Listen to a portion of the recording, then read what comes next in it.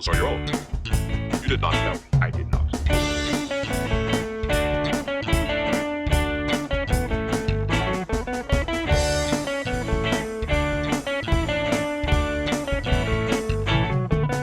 Hello and welcome to the Readier Room, the only and longest-running Star Trek The Next Generation rewatch podcast. Every week of the year, we're bringing you an episode of TNG in chronological order and all the behind-the-scenes stories that correspond to that episode. My name is Mitchell Mells, Chief Consultant of Services at Paramount, and with me is my partner Brandon Hobbs, ex-Head of Resources Management.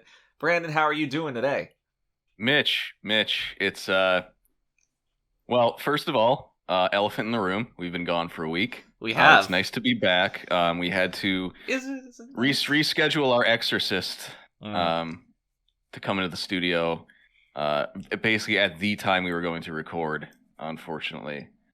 So the studio was inaccessible for basically 2 straight days. I mean, it's a biannual exorcism. You would think that whoever was scheduling it would know not to schedule it on recording day.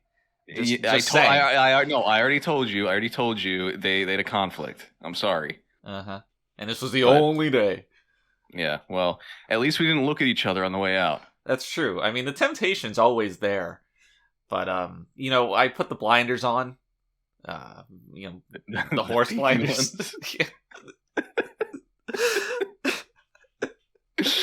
Well, Mitch, it's a sad day for all Sesame fans out there. Oh yeah? Yeah, I don't know if you've heard about this. I have not. Could you enlighten me? No, the several episodes of Sesame Street have been taken off of streaming. Oh my God, are these the ones with the controversial content? Yeah, the racist ones. Yeah. And the ones where Elmo says the N-word. They accidentally uploaded an episode of Wonder Chosen and called it Sesame Street. So now Twitter is alight with Sesame fans. How are you abreast of Sesame Twitter? Maybe because I'm part of the Barney fandom. I'm not sure. But I do find it funny. I find it really funny that there's a group that calls themselves Sesame fans. Yeah. And even more important is there's actually a group of Indian Sesame Street fans who are petitioning HBO right now to put the episodes back up. And do you know what they're called? What are they called? The Sesame Street Shitters. So I would always if I were a member of this group, I would petition to call ourselves fans of the street, right? That sounds a little more respectable. Sounds harder. Yeah. And it pays homage rather to the fans of the seed on the bagel to avoid confusion. Because I think they have both claimed... Jewish creations too. Really? So yeah. Well, I mean, the bagel, Sesame Street. What do bagels have to do with the Jews? Are you serious? Yeah. The Jews made, Jewish people made bagels. You're thinking of matzah. No. Yeah, look at a bagel. It is perfectly leavened. It's perfect. it couldn't be Jewish. It's perfect. It's leavened. All right, it's leavened. All right, whatever. Look. Levin is a Jewish surname, by the way. No, not Levin, Levind. Yeah, I know. You made me lose my train of thought. Anyway, actually, yeah, so... Yeah, the all-important thing you were about to say.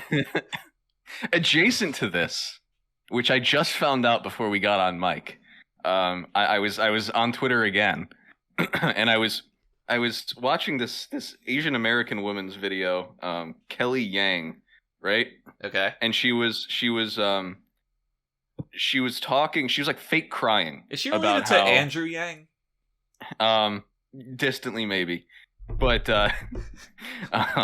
she was doing this fake crying thing. She's a children's book author. Oh. And she was doing this fake crying thing on Twitter where she was talking about how Barnes and Noble is now accepting considerably fewer children's book publications. Okay. Every month or something. Which I mean, I think the lesson we all need to learn here is that no one gives a shit about children's media, and if you create it, you're probably an idiot. Well, we like to rag on literature all the time, and we do rag on it. We do, and I feel like that children's literature has an even lower bar because, you know, we said before, anybody can write if you're literate. Not write well, but anybody can write. And so there's already a perceived low barrier to entry. And then the perceived barrier to entry to children's books has got to be even lower because, wow, it's way lower. I don't have to write that much. I just make it rhyme. I mean, like, what is the kid gonna go write a fucking Yelp review or something? The kid's Goodreads account. Yeah, right. There you go. Yeah, Goodreads. Yeah. So I imagine I did not like the syntax of this book. That's just normal Goodreads reviews. And so yeah, I imagine there's just a lot of bad children's authors fighting for space. They don't even necessarily need to be bad either. It's just there's no way that we need that many kids books. No, right? But I'm sure that there is a. I mean, sure, there's bad ones. Well, no, not that. But what I mean, I'm sure there is something that distinguishes a good children's author specifically from a bad one, like a skill set that breeds success. So I those people have their skill and they've honed it and whatever, and I'm sure all these other retards are just making their lives more difficult. But you're right, nobody really cares. Parents aren't going to read the book first to see if it's good enough for their kid. Yeah. I do want to note in this case that this Kelly Yang fella is decrying the lack of representation that Barnes and Noble now faces in not choosing her book, her children's picture book about Asian American children. Oh, I thought you were going to say there weren't any retarded authors represented.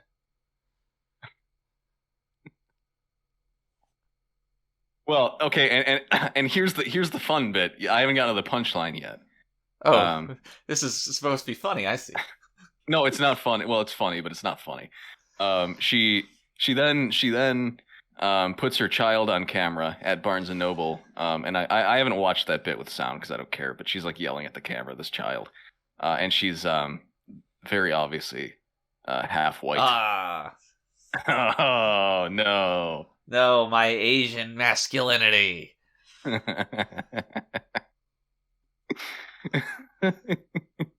That always gets me. We always like that. Particularly annoying to us because we are both Asian. Yes. But what are you gonna do? You know. What are you gonna do? It's I've lived through a lot worse racial injustice in my life. Mm. You know, back during the shogunate era. Yeah. You were in Nam too. Exactly. So I know what it's like, and I'm not going to let this faze me, but it does get a little shake of the head. Little shake of the head, a little post on Reddit. Exactly. A little seethe, a little cope. And we're back in time for dinner. So I pulled out from the attic my son's old Digiman. Oh yeah? You know these things? That's a digital man, right? It's a little well, they call it a man, but it's actually a little blob guy. Little blob fella. Now, and is this beeps. Is this like a Tamagotchi? Yeah, something like that. Okay. I know they both poop. I know they both poop because I was woken up by this thing shitting itself for like 4 hours. And every time it shit itself, it would beep. I can relate to this. Back in the 90s and early noughts, as it were, my young daughter at the time had some of those I don't know if they were the Digiman or the Tamagotchi or what. The Tims. Yeah, the Tims. She had 2 of them, and she would go off to school, and one day the school said, we're banning these things. They're disruptive. They're loud. They beep. We can't have them in school. Oh, that was they banned Tims back in the day, huh? Yeah, they banned Tims. Wow. Which was really, really bad for her friend Timothy, but I digress. What she would do is she'd say, okay, Daddy, I'm going to school. You need to take care of these. And I would just sit there, at home, or I'd be on set, doing whatever at work, and I'd have to mind the P's and Q's of these stupid little digital monsters. And right. And then, one day, I was, she came home from school, and like, oh, here's your shit, your little shitters. She's like, I don't want these anymore. And they were orphaned. Wow. Yeah. Well, at least you didn't have to go through the accidentally killing it. Well, I mean, I'm a good parent. Not unlike you. Not unlike me. Yeah, that's true.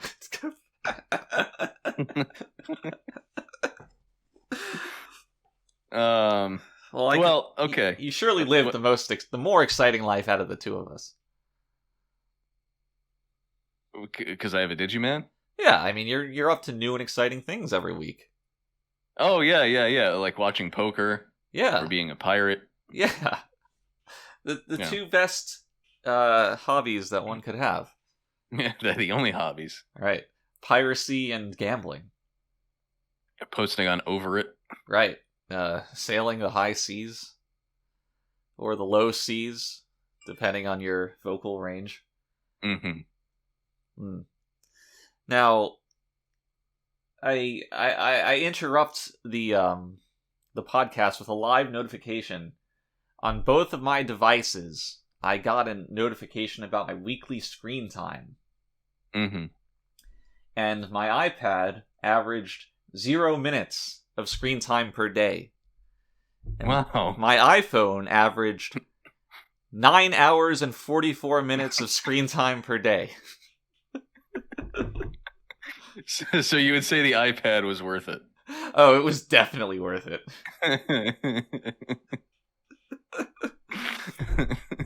They send me these notifications every Sunday morning, and I think it's just to make me feel bad about myself.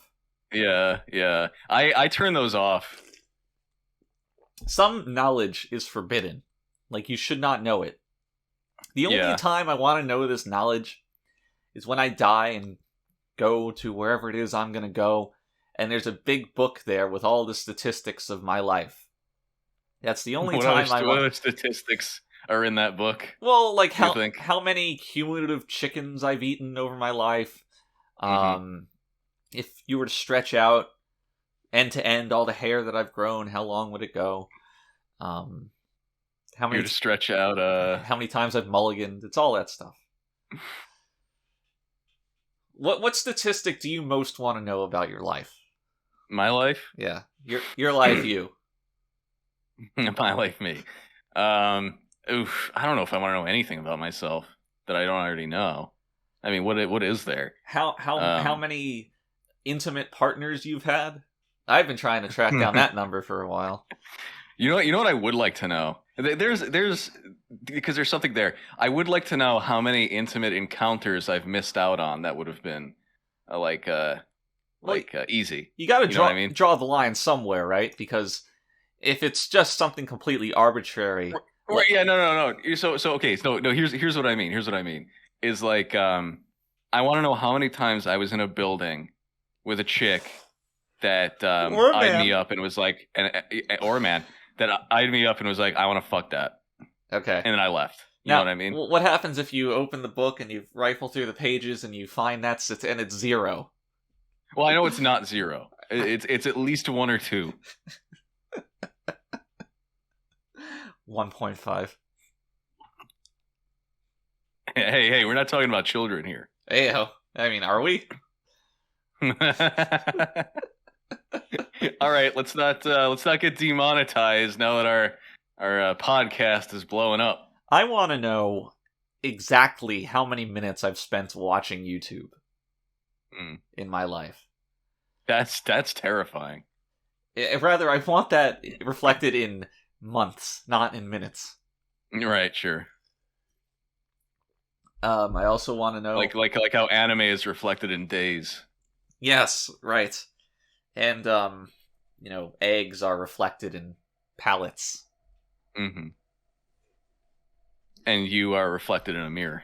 Well, not me. But Well, yes, you used to be. Yeah. The normal Just trying person. to make you nostalgic. I remember mirrors. Ghastly things. Yeah, I can say getting that ready in the morning is a real pain in the ass now. ever since my condition, my self-esteem has risen immensely.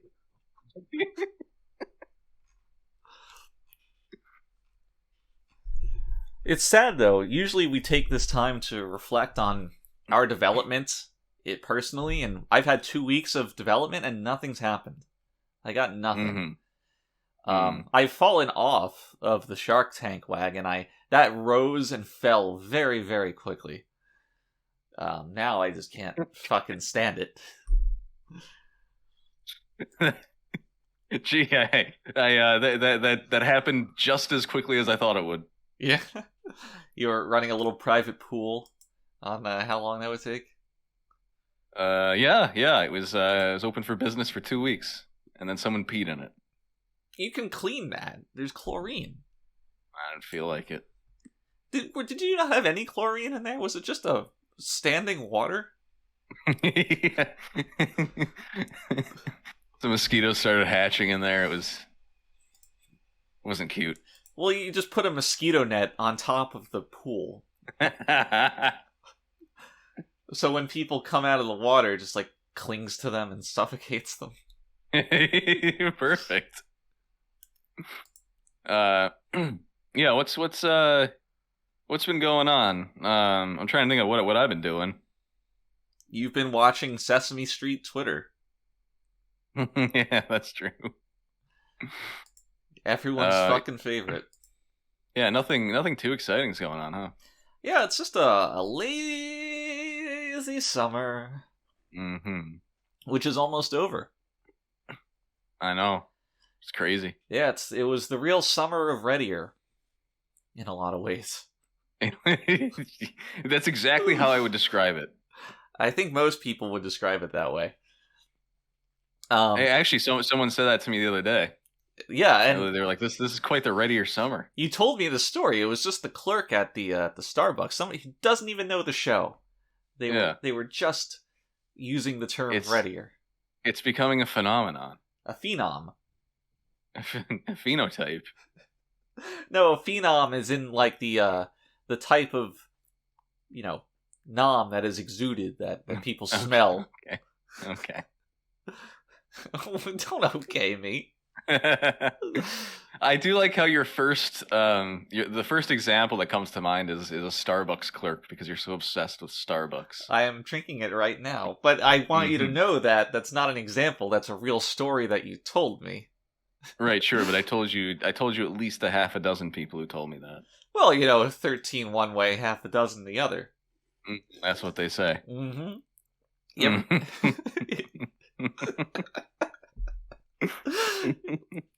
You ever see I keep wanting to say Baker's Dozen. It's cheaper by the dozen. Have I ever seen it? Yes, unfortunately. With Steve Martin. Yeah. And his surname I think was Baker. Yes. In that. Yes. Yeah. Now here's the thing about Steve Martin. I'm never sure exactly how funny he is or is not. Because he seems like a very talented comedian, but at times when you watch his stand-up, it's just, this is not good. And then other times it is, and I don't know what he's capable of. Yeah, you have to wonder how much of it is unintentional. Right. But he did that King Tut song. You ever hear that? No. It was, and don't audibly groan when I tell you this, it was an SNL thing. That's what I told you not to do. But, it was actually like a really, really good, funny, and actually topical song. And it's weird to call it topical because it was about, this centuries dead Egyptian guy, but rest assured it was topical. And that was funny. He's had some appearances on Carson. that were funny? I mean, you remember we used to watch Carson back in the day. We did, yeah. That was that was back when we were cute. Right. Back when Carson was cute too. Now he's dead. Mm-hmm. Now. Yeah. But I liked, what was that movie, The Jerk? Yes, he was in that, but I've not seen it. It was a good one. I liked that one. All right, hold on. Let me read you the official soundtrack for Cheaper by the Dozen. Actually, you know what? Can you start with just his Wikipedia page and read the entire thing, and that'll be the podcast? Sure. No, let me hear. What's the soundtrack? So, actually, let's play a game. I'll read the title. These are all pop songs. I'll read the title of the song, and you have to tell me what band or artist made it. Okay. I'm Just a Kid. I know the song. I don't know what the band is. Simple Plan. Yeah. Okay. There you go. Help! Exclamation point. The Beatles. Yes, but it was performed by Fountains of Wayne. No.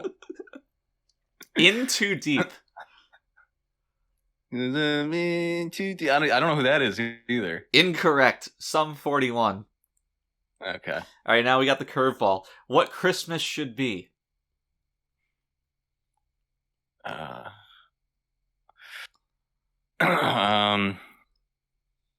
Avril Lavigne. You want a hint? Mm-hmm. Think Disney Channel. Oh, what year was this? 2003. 2003. Disney Channel in 2003. Fucking hell. You're gonna kick yourself when you hear it. That's So Raven. No, Hillary Duff. Oh, jeez, of course. She's still like almost relevant, I guess. All right, here's one. Life is a Highway. I don't know who that is. Well, I was hoping to get you because Rascal Flatts recorded a version of this song for the movie Cars. However, that was a cover, and this one is the original by somebody named Tom Cochran. Okay. Oh, all right. All right, next one. Rockin' Robin. Why would you think I've seen fucking Cars? I don't know. It's gonna be some like fucking 12-year-old, isn't it? No. I don't know. Michael Jackson. Oh. And the last one, Rockin' Around the Christmas Tree. I don't even know who did that. I don't know any of these people. Well, you've really lost the Cheaper by the Dozen soundtrack game. Well, it was written by Johnny Marks, but this version was performed by somebody named Brenda Lee. Okay. Do you think she was Asian? She was not. Her birth name is Brenda Mae Tarpley. Oh, she May Tarpley. Yeah. Brenda Mae Tarpley. Devil May Cry.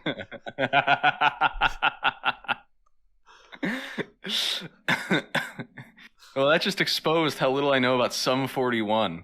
That it exposed how little you know about Cheaper by the Dozen, because apparently Hillary Duff was in this movie. What? Yeah. Oh yeah, she was, wasn't she? She was, right? Mm-hmm. Now here's something. Hillary Duff was a piece. Here's just a blurb on the Wikipedia article. The Rotten Tomatoes critical consensus criticized the film for its lack of humor. Which is quite the death knell for a comedy. Holy fuck. Alright, what about Cheaper by the Dozen 2? Alright, let's load up that one. So I don't know where the film goes from here. Do they have 13 more children or what? But, so let's see. Eugene Levy and Carmen Electra join the cast. Mm-hmm. It tells the story of the Baker family as they go on a vacation and contend with a rival family, so the stakes are high. Now, are they also a dozen? That's a good question. It would appear so.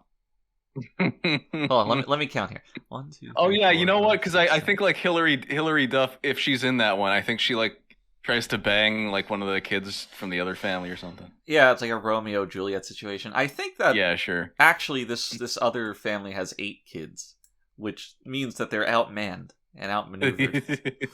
They really couldn't have gotten another 4 kids.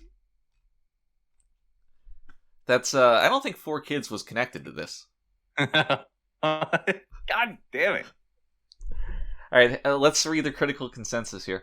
A sequel to a remake, Cheaper 2 wastes its solid cast and scenes of over-the-top, predictable humor. Which, it concedes that it has humor this time, so. It does. Roger Ebert gave the film one of its rare positive reviews, awarding it 3 out of 4 stars. What? Yeah. I really can't get a handle on what Ebert's taste in films was. Well, by this time, like, half of his body had shut down, right? Maybe all his brain was in his jaw. It's possible. He had, like, Stephen Hawking syndrome. But without the intellect.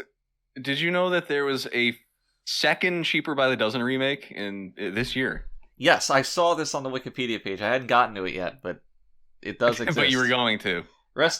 So, how do you feel about the makeup of the family? There's only so many times we can talk about this kind of thing in one episode, but I do have to say it's quite interesting. Oh no, but you know what? No, because it doesn't work. Because both like the parents are Zach Braff, and I don't know what that woman's name is. Zoe Deschanel. No, the black woman. And like half of their kids look mixed race, which is fine, and then like 2 or 3 of them just look straight up white. Isn't it like a Brady Bunch situation where it's 2 widowers bringing together? Maybe. I mean, I could be wrong. Here we go. Plot: the Bakers are a blended family. There's something. They stuck them in a blender. There's something really gross about the term blended family. It is not good. So yeah, it's almost like never mind. When I saw Zach Braff, I assumed it was the kid from the High School Musical, but that's somebody else apparently. I 100% thought the same exact thing while I was reading this. I was like, oh, Zac Efron's in this? If you're seeing Disney Channel, you're primed to think about Zac Efron. Yeah. And then you get your legs swept by Zach Braff. We haven't seen Zach Braff in anything in the past 20 years, so. He was in Scrub, right? Yeah. Where he scrubbed the poop deck. That's what nurses do, right? You're right that they did divorce and get together. It is a Brady Bunch. See, I am the Cheaper by the Dozen master. Lore master over here. Lore master. Now, going back to Steve Martin, tangentially, I feel that John Candy is overrated. Oh, come on. John Candy and the other fat one, Chris Farley. Okay, all right, come on. Like, oh, they died. They're so funny. Oh, why did he die? Why? You cannot shit on Chris Farley. No, Chris Farley's hilarious. Take me, not Chris Farley. It was too early after all of his overeating and drug use. How could this happen? Didn't Chris Farley die on like the floor of a hotel bedroom while a prostitute was like, "All right, see ya"? That's pretty funny. Let me look. Chris Farley death. This might just be like any other fat comedian. Who was that other fat guy that was like insane? He used to be like a preacher. Horton Heat. Horton Hears a what? Loser says what?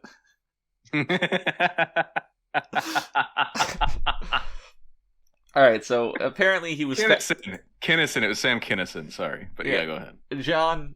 Chris Farley was found by his brother John in his apartment.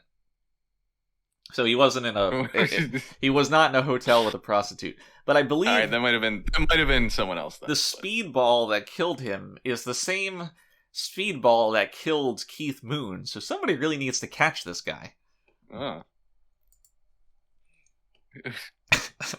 I have no idea who's Keith Moon.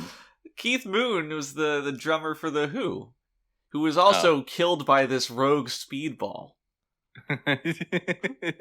Look, here's Wikipedia article. Notable deaths attributed to speedball.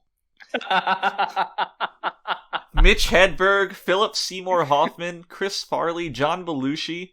Wow, who is this rogue pitcher? Yeah, they just hire this hitman and he just put one right between the eyes. 95 miles an hour. River Phoenix?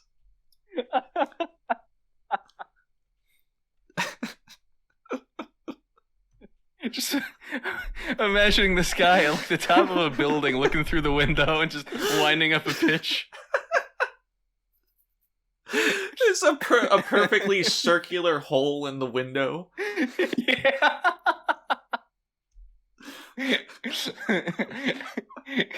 The fucking speedball again. The newspaper like rotates across the screen and like just slams against the camera. Speedball strikes again. Another beloved celebrity gone before their time.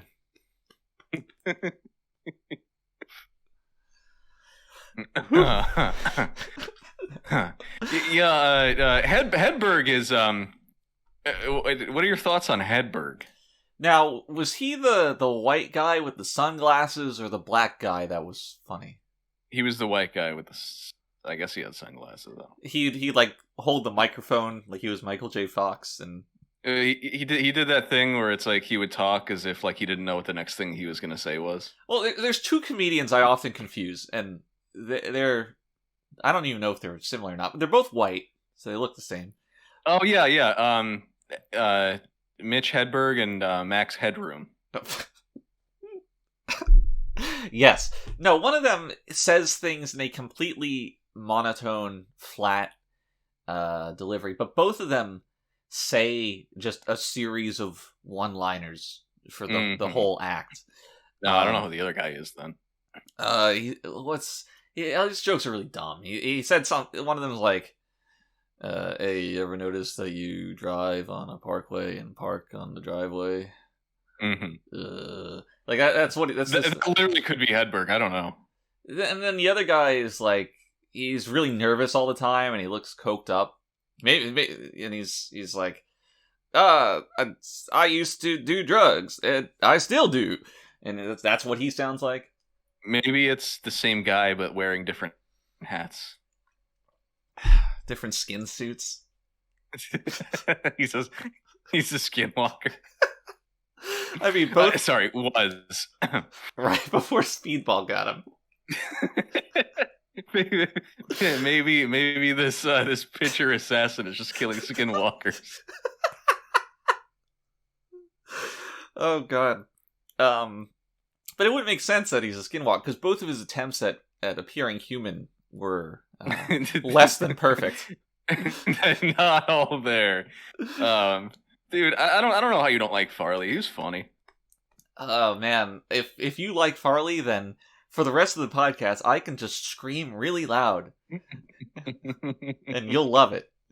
What about the bit where he walked in up on stage and then threw the guy in the dumpster and then did cartwheels? That's good. I like that. I like the one where he's wearing a suit that's just too tight for him because he's so large. Mm-hmm. That's really funny. How about his funny dance where he didn't have his shirt on? Oh, that's really good. He was next to that attractive guy, but he wasn't so attractive himself. Right. Yeah, genius. I especially... Or when he was going to do Shrek. That was good. I especially liked when he cameoed in that Adam Sandler movie. That was really funny. That one, yeah. Yeah. Yeah, comedic genius Chris Farley. Gone too soon. Damn you, Speedball! I don't know where all this comedian hate's coming from. Who's your least favorite comedian? Who, if you could kill one comedian? I mean, do I have to personally, do it, or could I just hire Speedball? No, you have to do it. Oh well, you can do it any way you want. Enjoy it any way you want. Who would you kill? I struggle to give an answer to this question that's not trite. Mm-hmm. You know, it's very easy to like Jeff Dunham. Jeff Dunham, Rob Schneider, George Lopez. But yeah, that's true. I mean, yeah, it is tough because like there's comedians that are like offensive just because they're so. Yeah, I don't know, but they're not like actually offensive. They're just they themselves are trite. Nothing against him, but I might choose John Mulaney just for the fallout. and because he impregnated Olivia Munn, which is offensive to me. Yeah, we hate that. Yeah, I guess not because it's race mixing, but because I wanted to do that. Wait, what race is Olivia Munn? Isn't she like Asian or something? I don't know. Isn't she? Isn't John Mulaney Asian? Hold on, now I need to know. I thought she was like Asian or something. Asian or something. Well, she's obviously very like nondescript in her racial profile. Early life. Asian. No, she's German, Irish, and English. I thought she. Oh no. Her mother is of Chinese ancestry. So there we go. Yeah, she is Asian. Is that the one drop rule in effect? And yeah. And might I add, she used to be hot. What about now? She's okay now. See, that's the Mitch Hedberg joke. Oh, she used to be hot. She still is, but she used to be too. She was on Attack of the Show, which was a garbage TV program. Is that a Japanese on G4 thing? TV? Well, it was Japanese coded, but it was on G4 TV after they'd cannibalized Tech TV. All right, and turned it into a walking corpse. Let me amend my answer. I would kill Kevin Pereira. Who's Kevin Pereira? Look, man. You don't reference Attack of the Show if you're not ready to play ball. Oh, that guy. Yeah. He's not a comedian, though, is he? Like, yeah, you're counting him as a comedian? Well, no, but I'd still kill him.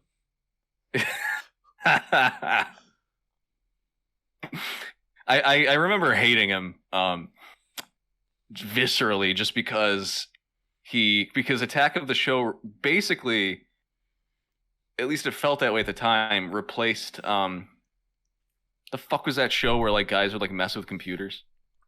Wait, astoundingly something in the annals of my memory is coming back here. What was that show? It was on Tech TV, and they would do like computer repair and like reviews on hardware and shit. I need to know now. We're looking this up live. Computer show. Screensavers. Screensavers, that's it. Yes, it felt very much like Attack of the Show replaced Screensavers. And I was very mad about that. I only really liked reviews on The Run, Judgment Day. Which one's the Canadian version? Oh, well, you know. Look, there were only two shows I watched religiously, okay? Okay. Screensavers and Raw Time.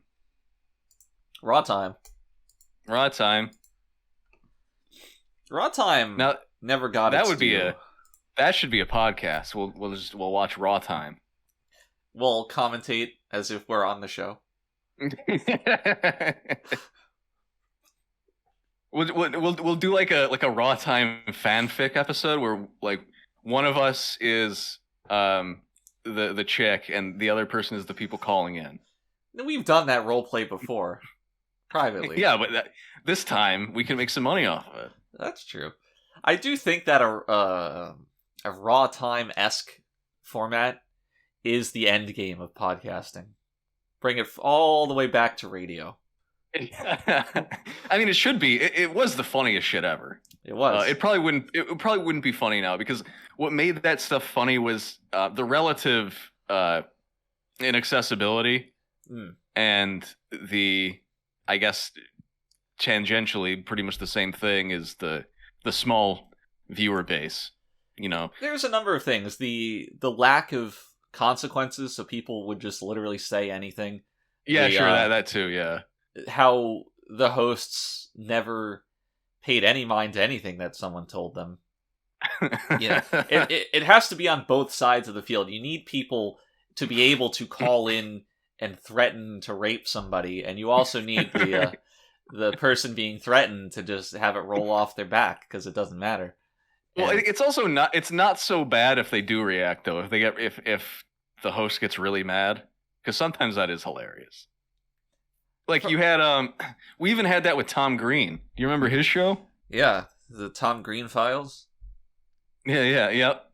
That's that's what they call people attracted to Tom Green.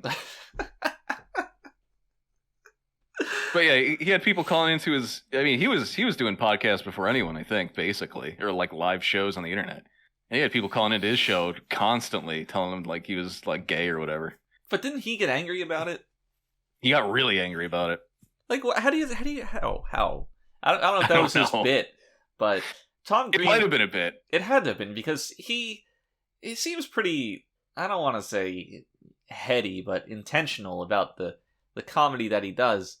And yeah, sure. It seems to me you can't start an enterprise like that without knowing that this is exactly what's going to happen. Can't start a Voyager like that either. Right. I started watching Enterprise. No, you started watching a YouTube video about it. No, I went and watched one episode. I'll have you know. I went... How was it? It was... Yeah.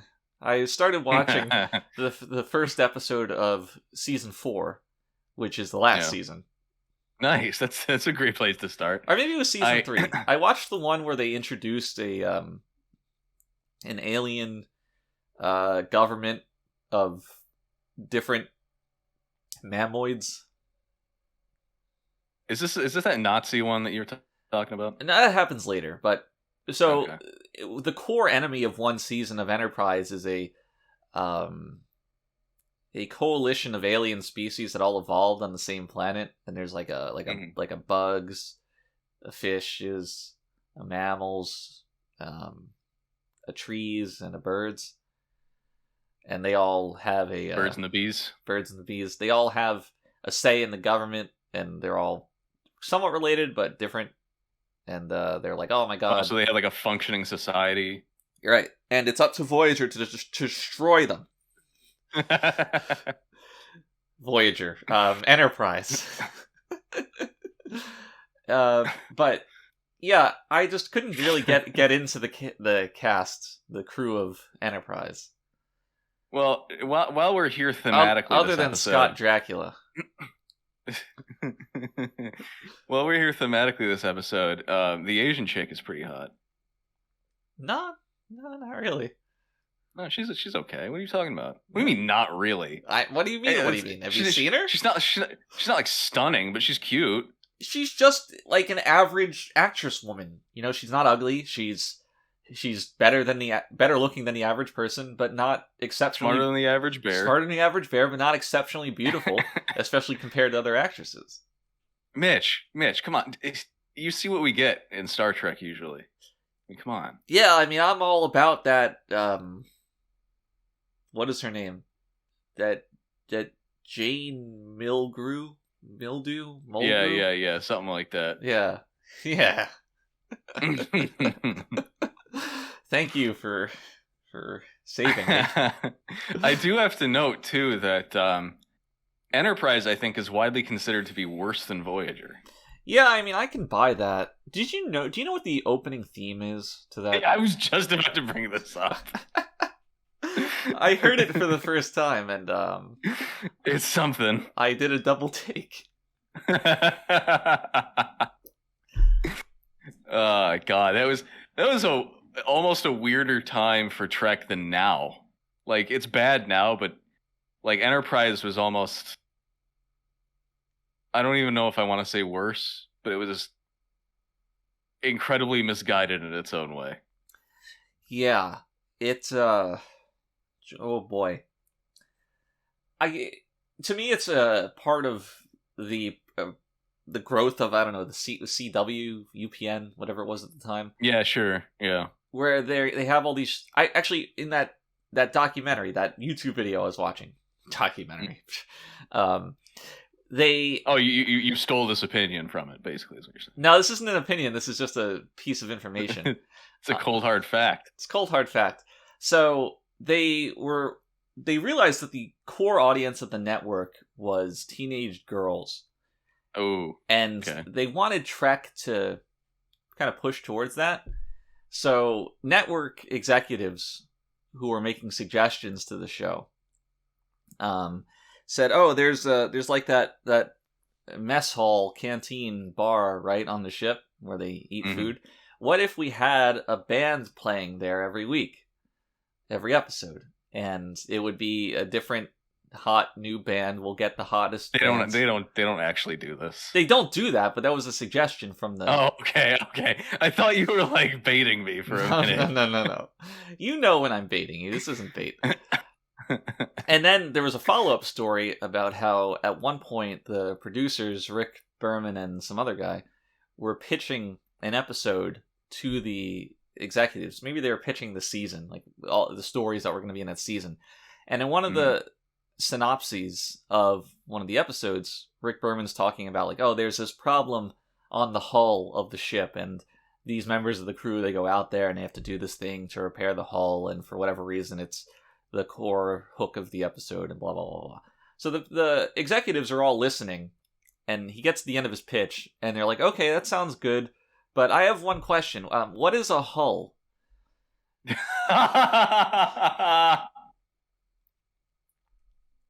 That's great. That's awesome. That's who you want to be answering to. Oh yeah.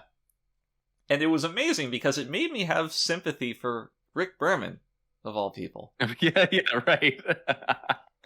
That's incredible. But I guess, it probably does reflect the audience, It indeed does. What is a hull? How about Smallville? How about that show? Huh? Now, that was Superman, right? That was Superman. Yeah. Do you want me to say something else about it?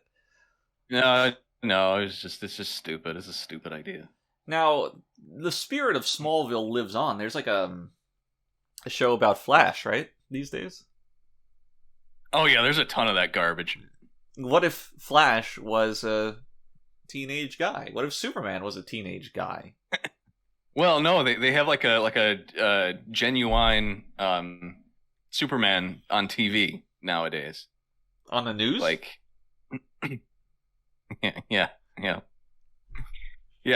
the CW stuff is like its own like DC universe. Basically, they got all the guys. They got like the Batgirl and the Supergirl and the Superman and all that stuff.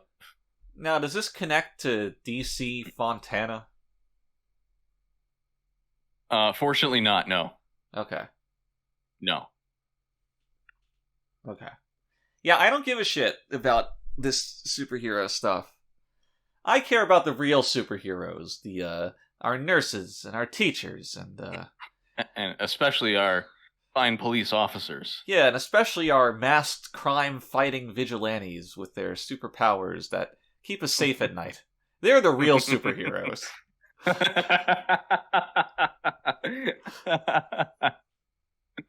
That's right.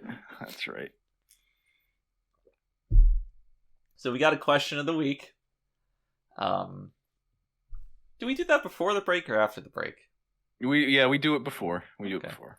I've only done this 70, 80 times. So this week's question of the week comes from one Galileo Galilei, who asks, "Hello, Admirals. Who do you think is the greatest villain in all of Star Trek? Eternally, readierly ready, and yours, Gigi." Well, Gigi, that is a good question. There's a lot to choose from. Yeah, there's basically one per episode. There's many right answers and one wrong answer. Mm-hmm. I'm gonna go with, if I had to choose, I would say the socialism that creates a constant conflict with the Ferengi's capitalism and prevents the two from living in peace. Right. As an established DS9 viewer, I'm sure you're very sympathetic to the Ferengi's political ideology. Indeed, I am. There's one thing I love, it's Ferengi-centered episodes. But I do hear you, because we've discussed this several times. It's definitely some kind of hellscape going down on the lower levels of Earth. Indeed. Where the depth grovelers live in caves stuff. Mining salt for the masses. Yeah. I would say my favorite villain is the tar that killed Yar. The tar that killed Yar. That's a good answer. The implications of that are really far-reaching. I mean, you could write a book on it. The tar that I did write the book on it. Yeah, they didn't put it in Barnes and Noble. Even though when you look at the cover and see the representation there, it's unbelievable. Tar monster representation. I'm just gonna say it. There's nothing. If you think the Borg are the best villains, you are stupid. You're dumb. You're dumb. And it's not just because Voyager ruined everything about the Borg ever. Not everything. Picard picked up some of those pieces. Oh, that's true. And ruined them. Good for Picard. But they're gonna assimilate me. No. No, I don't want to be assimilated. No. Oh, well, don't put me into the assimilator. My weapons are useless. No. Big deal. How about the Borg, but instead of assimilating you, they retard you? That's just the Pakleds. Yeah, I guess so. Who, I might add, were a better villain than the Borg. Lore escaped relatively unscathed. That's true. He led a band of Borg. A band of Borg. What did they play? Jizz mainly. Kiss covers. 9 Inch Nails music. I'm trying to think of any other good villains in Star Trek. I mean, there are good villains, but it's like... Is Q a villain? From a certain point of view. Q, by the way, is another thing ruined by Voyager. Mm-hmm. Q and his child. Yeah, every time Q shows up in Voyager, it's... Let's make him look just more powerless and inept.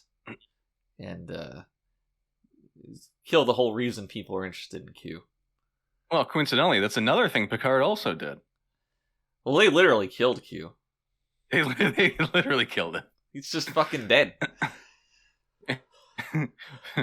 Picard hugged him. He was like, "I've always loved you, Q." How old is John Delancey? It's probably 70-something, right? He seems to have aged better than Picard. Much Patrick better. Stewart. Well, Patrick Stewart, I think, was older than He's- several people on the cast. Certainly, he's probably 10 years older than John Delancey, but I don't know. Patrick Stewart's looked old for a long time. Yeah, John Delancey's 74. Yeah, he looks good. And He does. He looks great, and he sounds good too. He does. I mean, he looks better now than he did back then. Yes, he really grew into his weird clown-like appearance. And after his experience in the My Little Pony fandom, he's really come into his own. Yes. Now here's the thing: the Dominion in Deep Space Nine is truly the most compelling villain the series has had. Wait, there are minions in Deep Space Nine? Yeah, they serve Gru. So What does Gru taste like? that's the name of my cookbook, To Serve Gru.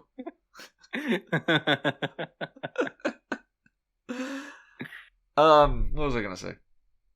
The Dominion in Deep Yes. Space Nine. So it's in a way they're very much like the Borg in that their whole shtick is bringing civilizations into their collective, but the fact that the people that they bring into the Dominion retain their personality, agency,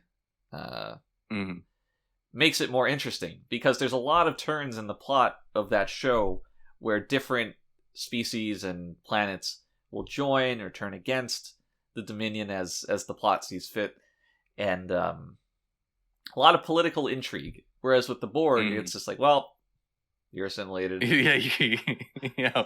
Political intrigue is always good. That's what Deep Space Nine has in fucking spades. No other Trek show really has that much political intrigue, especially when they're all fucking episodic. Ugh. You joke. Episodes. You joke, but the serialized nature of Deep Space Nine added so much to that show. Every Star Trek season from now on should just be like a 12-hour long episode. No. You know that's not what I'm saying. Listen to this. Delancey has become an outspoken secular activist and was a featured speaker at the 2016 Reason Rally and CSICon 2019. CSICon standing for the Crime Scene Investigation? The Committee for Skeptical Inquiry Convention. Now, what do you think they talk about? Themselves, mostly. Everybody has a cause in their life. You might as well take up the one that's most popular with your fan base. like Bill Nye is talked at this thing. I'm sure he had a lot to say. Something that really was revelatory to the attendees. Yeah, he brought like a block of ice with him or something. They all watched it melt. And they put a noose in the room and they had to figure out what happened.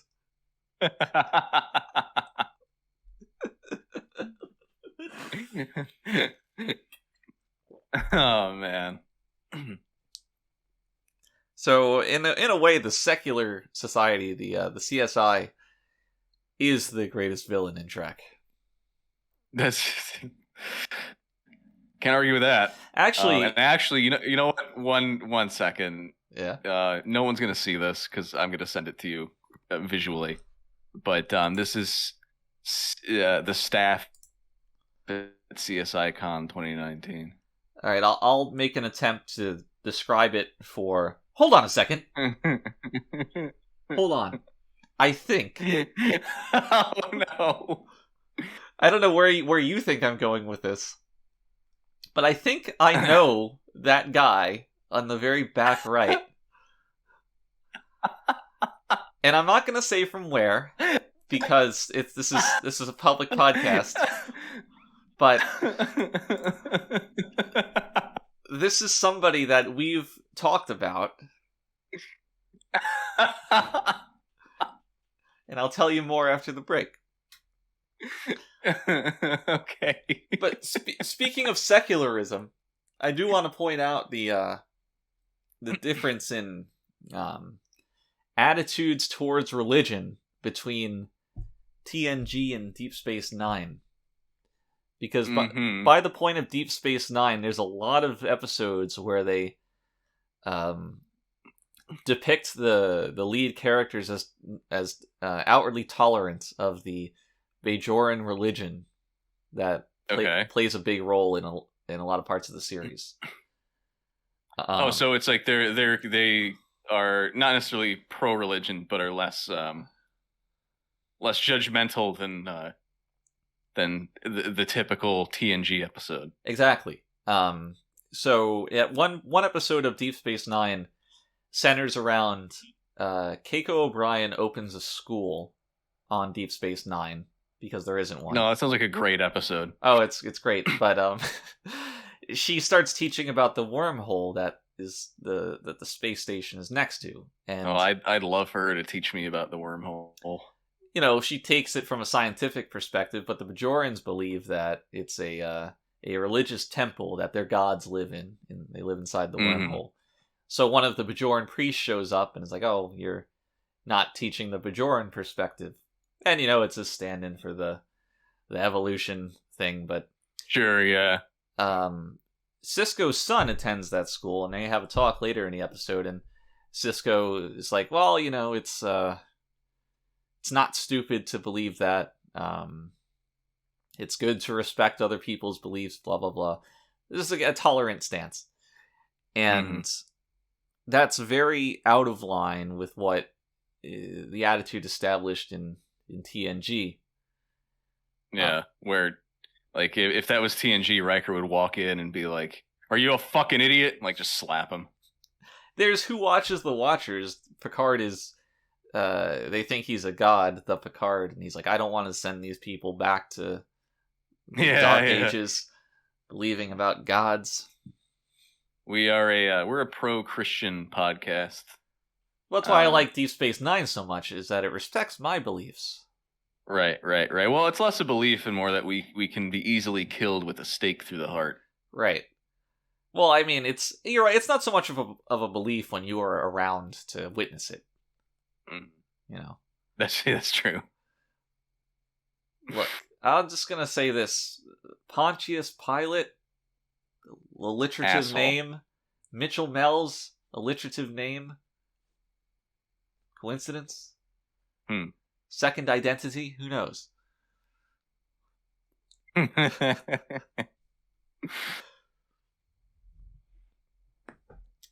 right, so if you're like Galileo Galilei and you would like to send us a question of the week, you can email us. Also an alliterative name, sorry. It's true. What does that mean? I think the same person who's behind the Readier Room and the crucifixion of Jesus Christ might be behind the writing of this question.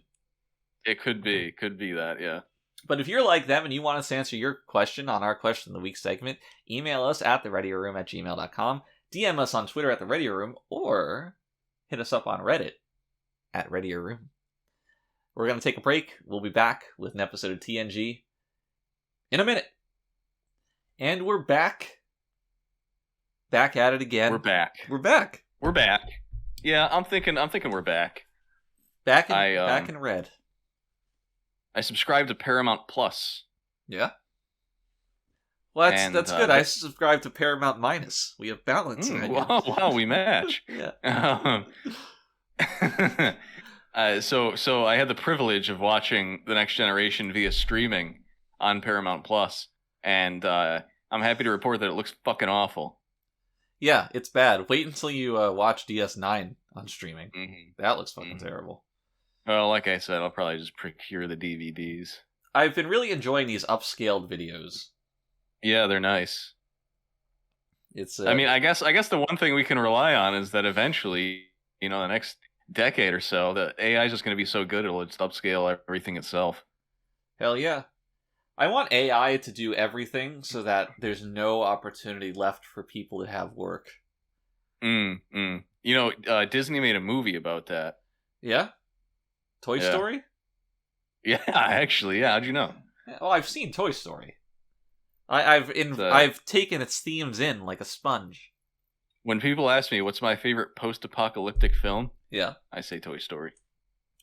See, I always say The Road. Never mind. You ever see that movie with John Goodman? Yeah, the Speed Racer? No, the post-apocalyptic one. 69 Cloverfield Lane? Yeah. But then, quick aside, I am going to start referring to movies as one of two categories: post-apocalyptic or pre-apocalyptic.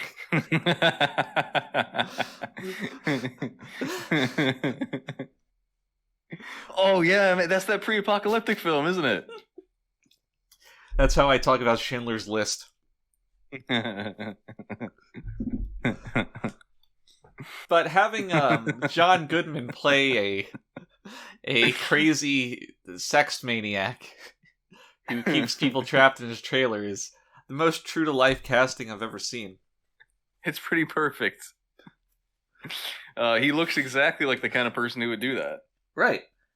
Especially Well, not anymore, I guess. He's not fat anymore, really. No, but he's still timid and antisocial. Sure. I remember seeing a clip of him in he was on Saturday Night Live, and it was one of those bits where the host is talking and people in the audience are heckling him, but it's just a bunch of famous people. They do this bit a lot for some reason. And right. John Goodman stands up, and John Goodman, who is just incredibly shy and introverted, I don't know why he agreed to do this, but he stands up and just starts mumbling just under his breath. And yeah, obviously there's a script, so the guy doesn't really need to hear him, but he's just incomprehensible, and he's like looking at his feet, and it was bizarre. I'm gonna have to see this later. It's good. And he was still fat at the time, which makes it funnier. Right, of course. Being fat makes everything funnier. Right, well, I mean, it's just like a fat kid to have no self-esteem, right? Very sure. Well, we better stop talking about that. We're going to offend our audience. Well, John, may you find your worth in the waking world. Your worther. So, final mission. Final mission. It's the final mission. A bit of a misnomer, isn't it? Because it's certainly not the final mission. Yeah, I was surprised to see there was another episode after this. Let alone three and a half seasons worth. Yeah, I think we were thinking of ending it here. You have to remember how these things were handled at the time. You wouldn't look online on Netflix and see a whole list of titles. You would flip into your TV guide. You would see, just for this week, final mission, Tuesday night, 8 o'clock. And you'd say, wow, it's the final mission. Because you didn't know it was coming next week. Right. So it could have been done. We could have ended it. We should have ended it. Yeah. And if not that, we should have just kept calling every new episode the final mission. Final mission. And then someone on Reddit would get mad that there's too many episodes called the final mission. Hell, stop naming it that. Stop calling it that. You really shouldn't. I like to imagine that guy thought Readier was a typo.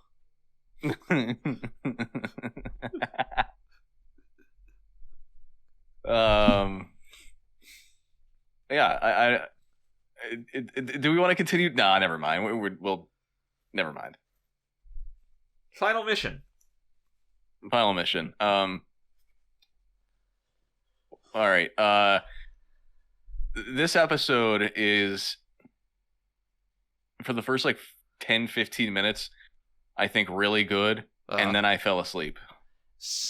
I think that's a more attributable to your alcohol intake than it is to the episode's content. But yeah, more about your blood alcohol content than the script's content. Yeah. More about my dad's Google search history. Yes. You couldn't see right now, but I shot a dirty look around the corner. Do you disagree? Yes, actually. I don't think this episode was great, but I did like a lot of what happened in it, especially in the midpoint and later on throughout the entire episode. Really, I don't think it petered off all that much. Did you like when Wesley is sitting next to Picard as Picard is dying, and he looks, I swear to God, right at the camera for about 5 minutes, and he explains the plot of an entire previous episode and then his entire character motivation. Do you like that part? Yeah, I thought that was really subtle. Yeah. Did you like the part? That was cool. Did you like the part where Picard lays out an arrow pointing out where they're going to go in case somebody finds them, and then they just take off in another direction entirely?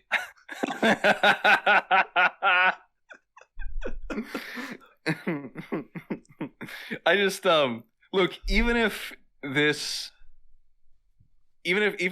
we take it as a given that the character stuff going on here is good, it's not a character I care about. So, right? Sure, yes, it is centered on Wesley, but I think that there's enough coming from Picard to make it endearing. Like it kind of centers on this father-son relationship. Yeah, kinda. Yeah. But I wish, and I don't mean this in a way that I wish it was beating us over the head with it, but I do wish there was more from Picard. It was a little more balanced. Yeah. Maybe a little more before he gets taken out of the action. I don't think he needed to even be taken out of the action the way he was. I think it was kind of annoying for him to be on the brink of death for pretty much the entire episode. I didn't like that at all. Why? Well, because it almost serves no purpose, because, he tells... So you think this is leading up to... He tells Wesley, okay, you're going to have to man up and tell this guy to not get both of you killed or whatever. And then Wesley proceeds to just not do that. Right. And then there's no consequence to it. And then he's just sitting next to Picard, and it's like, well, they're both like, I never told you this, but I've always loved you. But they could easily do that with Picard not being like a ticking time bomb, or like, and you know me, I just don't like ticking clocks. I don't, they stress me out, and maybe that's my problem. But I don't find Picard's, even that aside, I don't find Picard's predicament useful to the plot of the episode. Well, I mean, I know your disdain for ticking clocks. That's why we switched to digital clocks in our home. But yeah, I couldn't stand the sound. Yeah, but I guess I hadn't thought about this in that way. Wesley doesn't grow in a novel way here. He just solves a problem with his scientific ingenuity, like he always does. Right. Yeah, it was almost like a callback. Right. Which, to be fair, they haven't gone back to that well so much in episodes leading up to this, right? They kind of left that behind. Right.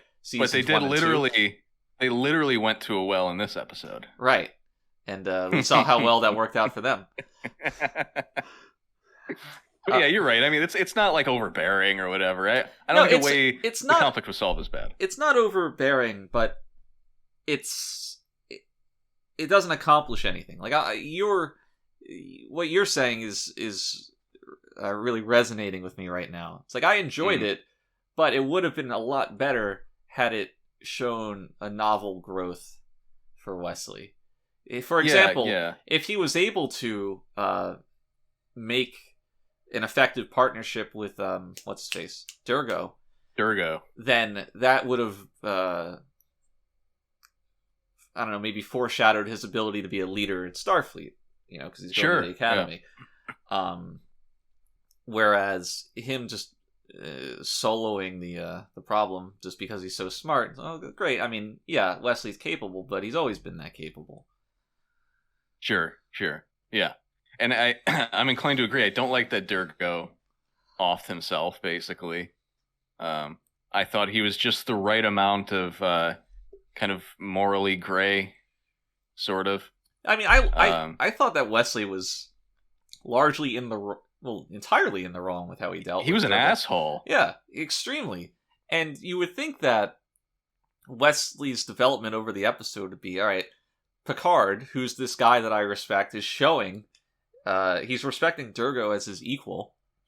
I, Wesley, am disrespecting Durgo. I'm filleting Picard. But my arc is that I'm learning to this diplomacy, this leadership ability, these people skills, whatever. I'm smart, but maybe I'm not the charismatic person Picard is. But now I'm he's my mentor, and I'm learning this from him, and I'm becoming closer to Picard. And yes, and you know what? It would have been great if, like, let's say, for example, they're walking around looking for shit, and Wesley's somehow Wesley's disrespect for Durgo gets them into a pinch, right? A bad situation somehow, and they somehow make it out, and then he and Picard have a scene alone, and Picard's like on his ass, like, like you do you see the way you endangered us because you thought you were better, or that I was better, or something, or whatever, and then we kind of get the reconciliation. Wesley, I've always been proud of you and stuff like that. There you go. How about that? I would have enjoyed that a lot more. And I enjoyed the episode just fine, but that is an example of how the ball was dropped and how this could have been done. Yeah.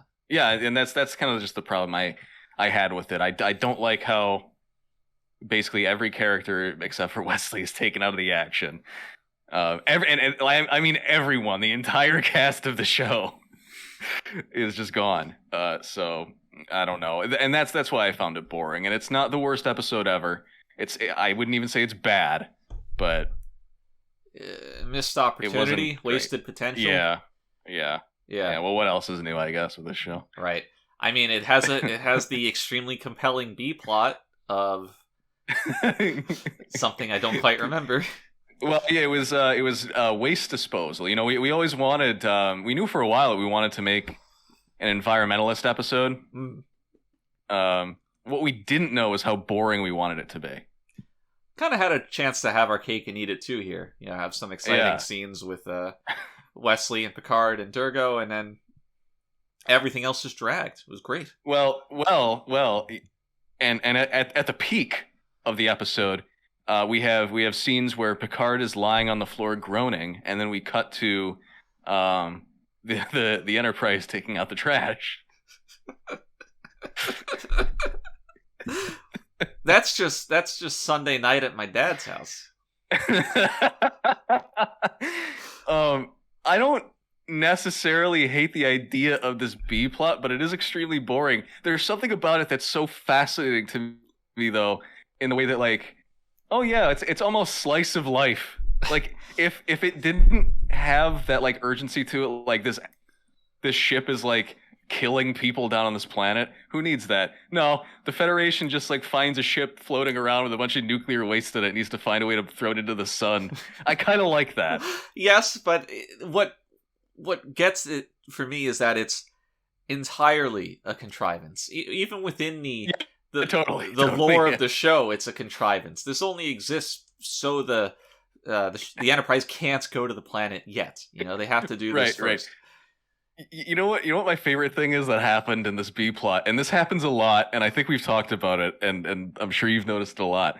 But there's and I can't quote this close to verbatim, but there's a part where, because it's Geordi and Riker basically going back and forth. Like, Geordi's the one who's putting this plan together, and Riker's the one that's like, okay, maybe we should try it this way or whatever. Geordi tells him, or Riker asked Geordi something about, like, how fast can we go, right? And then Geordi responds with some estimate. And then Riker's like, well, let's see if we can make it faster. And then Geordi's just like, okay. See, that's just being smart on the part of Geordi. You under-promise and over-deliver.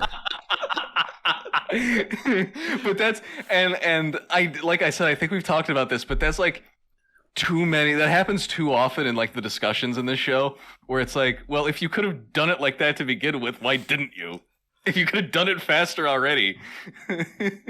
This was particularly egregious in an episode of Deep Space Nine I was watching, and you better believe this happens there too. Cisco talks to O'Brien and says, "Oh, I need this part of the Defiant to be repaired by tomorrow morning. I'm taking the ship out." And O'Brien says, "Sir, it's going to take at least 4 days." And Cisco just says, "You have 12 hours." Mm-hmm. And O'Brien just says, "Okay." It looks very defeated. He always looks defeated. Yeah, it's because someone cut his feet off. I don't know. I don't know if there's, like, some kind of fetish in this series for, like, glorifying administrators or something. Like, oh, the administration needs to look good at some point. So how about if they say, why don't we do it faster? I feel like it's the opposite in that it is glorifying the engineers and their grit and their hard work. It's like, oh well, if they push themselves, they can accomplish anything. Yeah, maybe. I don't know. But it's ultimately the quote decision making from the higher ups that that gets them through. Well, yeah, why don't we do it faster? You know what? I never thought of that. So yeah, that was great. And then they get like the thrusters on the thing and they immediately break. So really great job, Jordy. There's like a really great mood in those scenes where something fails and everybody looks mildly inconvenienced, but the stakes are oddly high. Like this whole planet is going to be irradiated or killed or whatever. Yeah. And Data says, "Oh, the thrusters failed, Commander." And Riker just kind of rolls his eyes. He's like, "Tell them we're going to be late." Fine. I really hate the design what happened of these aliens with like their mouths are kind of caged in. Oh, the Gamelon 5 people. Yeah. Corey Allen, the director, he would have agreed with you at the time. I remember he asked Makeup how these people ate, because it is, it's a question. It's a question that very quickly comes to mind, given that their mouths are segmented completely by what seems to be rogue patches of skin. And he asked Makeup this, and they just told him to fuck off. And as an aside, Alan was born as Alan Cohen in Cleveland, Ohio. So, there you go. I respect Makeup. But, the aliens look... There's only one. The alien. Okay, yeah. The alien looks... it would have looked okay if not for that stupid mouth. Yeah, it's very much, okay, we need this to look unique somehow. Mm-hmm. What do we do? Mm-hmm. And what if we just put a bunch of skin flaps on its mouth? That makes sense. Yeah. Yeah, I thankfully we saw it very infrequently, but it's again, it's a wasted opportunity, because I think a lot of what was done with the makeup for that alien was fine. It was more than serviceable. I thought it looked good, but then they get that stupid mouth. I don't know. And to be fair, how do they eat? Do they eat? Do they just strain krill through there? Maybe they just eat pudding. They get it all over their little skin flaps. Maybe the pudding is absorbed through osmosis into their skin. Maybe the pudding eats them. No, I'm eating the pudding. All right. Well, I think we got pretty much everything out of the way that we want to say about the B plot, right? Do we have anything else to say about that? Crusher, Dr. Crusher. Oh yeah, there's like a woman moment. Yeah, she very clearly values Wesley's life over the entire planet, which is like, whatever, sure. Yeah. She's a mom. She's a mom. It's the hardest job. It's the hardest job in the universe. Moms are the real superheroes. Yeah. She should be the captain. Especially mothers with strange mutations that let them do superhuman acts. We do get a woman moment where Troy comes in, appropriately poorly acted by Marina, and reassures Crusher that it's going to be okay.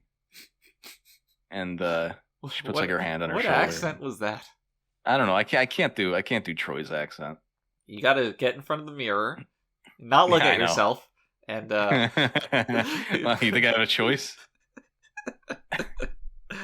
What I've taken to doing is jumping into the shower first, and then going to the mirror so I can see the water kind of outline me.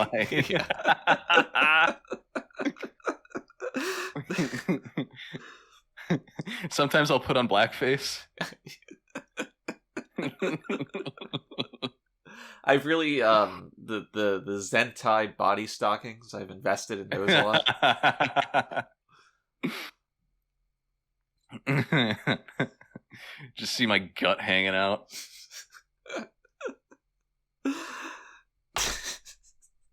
So I didn't want it to be the whole body, so I bought a half body stocking, a hantai, but then it was just very much opposed to me. Oh my god.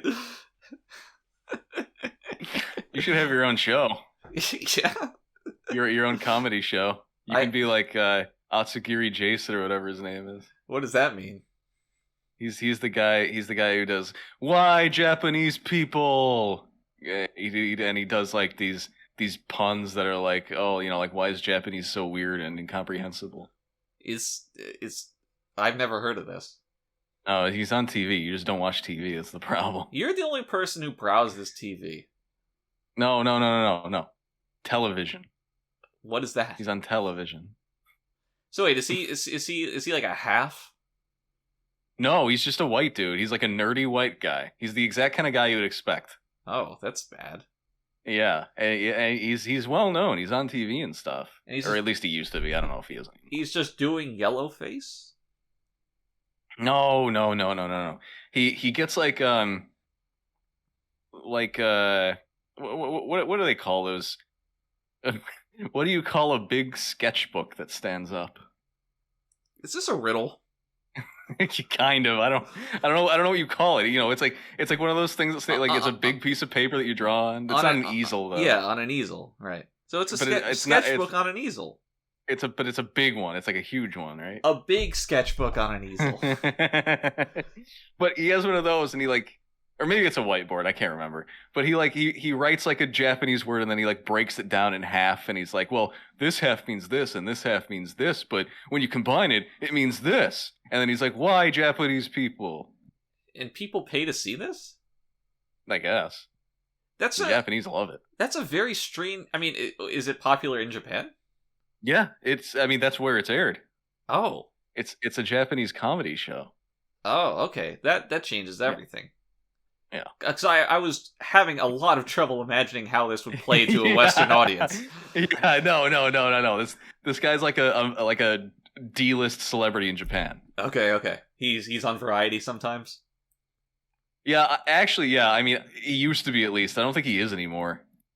Well, he had his time in the sun. Yeah, in the rising sun.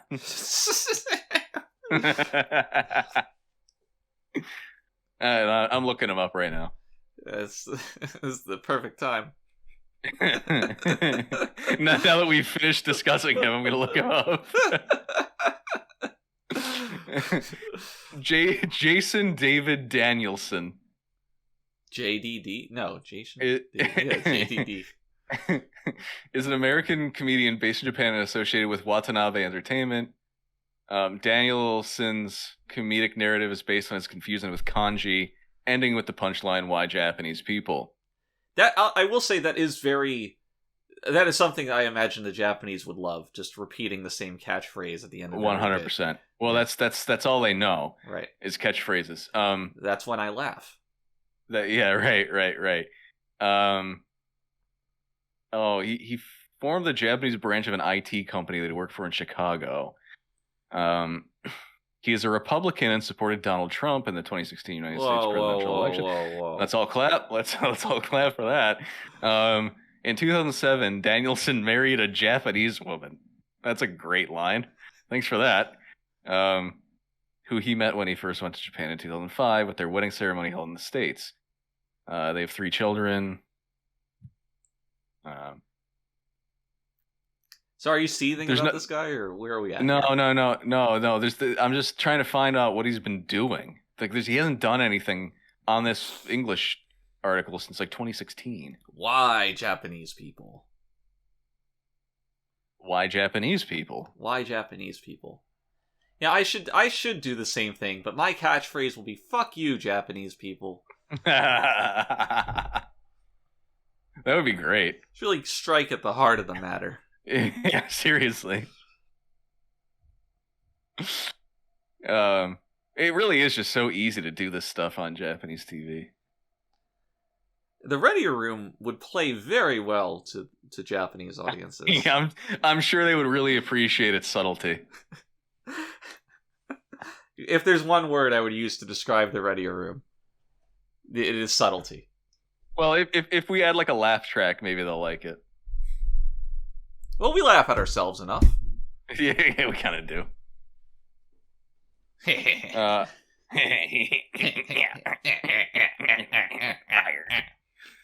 All right, let's talk about what we're really here for, and that's Wesley walking around the desert. Yes, which, by the way, filmed on location on Tatooine. On Tatooine, yes, we were in the desert. We spent a week out there, on what Rick called a pilgrimage. Yes. To what I'm not sure. He was gone for like 3 of those days. Now, is a pilgrimage like a black mage?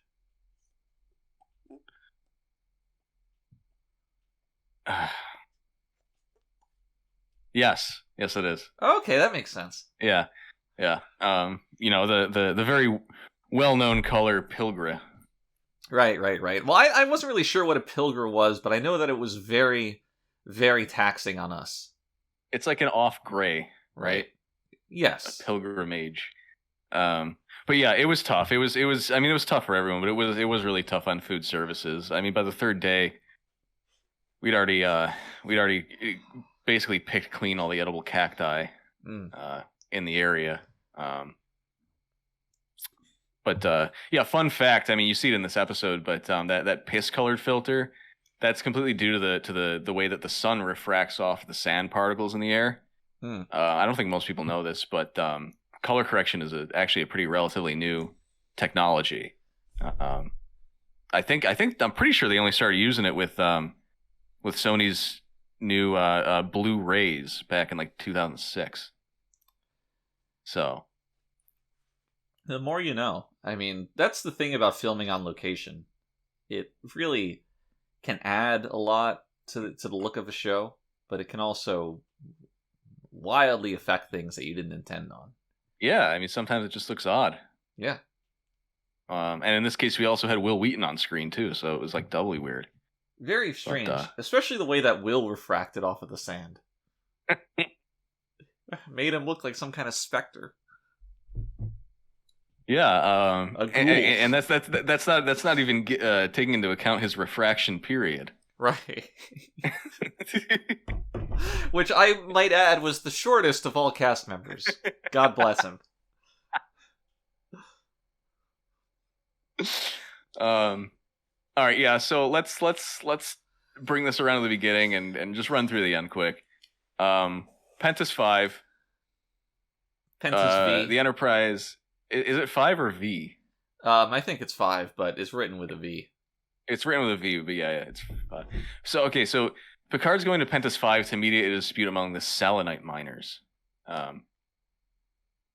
Very important work. Who were, mining selenite. The very necessary mineral selenite. Yes. Which powers many of the wonderful inventions that we take for granted today. For granite. Well, granite and selenite are not entirely unrelated. They're fairly similar, and to the layman, almost indistinguishable. Yeah, both of them are used heavily in pencils. Mm-hmm. Sharp pens. Isn't that a breed of dog?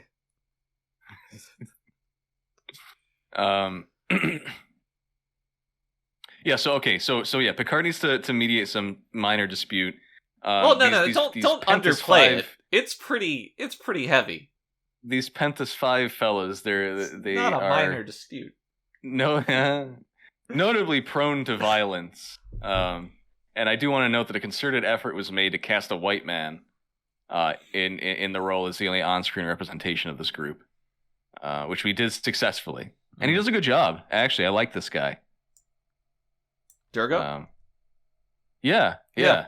I like him too. I thought he was really good. I really enjoyed his character and his performance and everything. I liked it. Him being enjoyable really highlights how much of a dick Wesley Crusher is. Yeah, totally. I love his ship. I love the outside of it. The inside could use a little work in terms of like actually looking unique, but I like seeing kind of junky space stuff in Trek because all we usually see is this like streamlined, new, fucking can do anything type stuff. And that's more or less mentioned. Wesley Crusher bemoans the state of the ship, and Durgo basically tells him, "Fuck off. It's right. It's all I got." Right. And like it also like conveniently just explodes the second they take off. Right. So I'm still not sure what caused that to happen, other than it just being a shitty ship. No, and yeah, it's really just like such weird plot convenience, which is annoying. Like at least have something hit the ship, or like give us like a little bit of build up, because things go from 0 to 100 in like 2 seconds. Yeah. And you would think like one blown thruster or something wouldn't cause the ship to spiral out of control, but whatever. I do like that scene though, where they're all like switching chairs and stuff and trying to like fix it, right? Or and like the deal with music it. stops playing and they all run to a new chair. Yeah. It was a good scene though, right? It was. I thought it was good. I mean, I like that whole dynamic of Picard, Durgo, and Wesley, and them having to man a ship together is interesting. Right. Yeah, it was cool. I like how Durgo calls himself a captain. That's much to 100% Wesley's what I would chagrin. do. I know. Wesley's like, captain? What are you, gay? Yeah, Captain Dick, maybe. Captain, I haven't sex with Ben. Now, Wesley.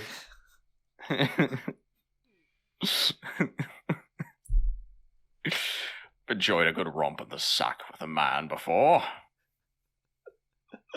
Play and touch something.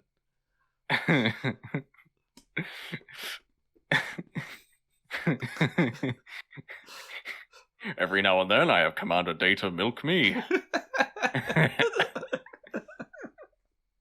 We all need a good milking. I really sympathize with Durgo, because that's 100% what I would do if I owned like a trash heap of a ship. I'd be like, yeah, I'm the captain. It's not even inaccurate. The captain is just someone who commandeers the ship. Oh, yeah, it's not inaccurate. A Durgo Defense Force. It's also not inaccurate that I'm a knight of Sealand. So. What? You know, I've been knighted. Sealand. I'm a knight of Sealand. Sealand. My the gears are they need a little more oil inside my mind. This is only barely Sealand is a real place.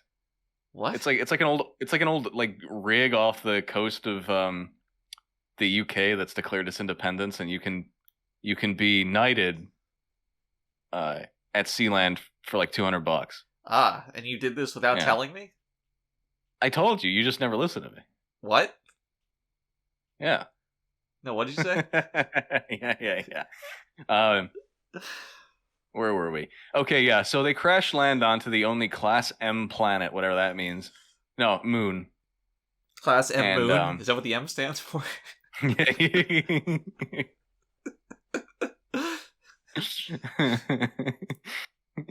Sorry, redundant. And we learn here that Durgo has a replicator on his ship, which I find odd. Why?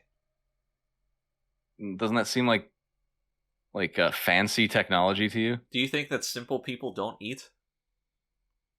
Well, of course they do, but usually when we see like less technologically advanced civilizations, they don't have replicators.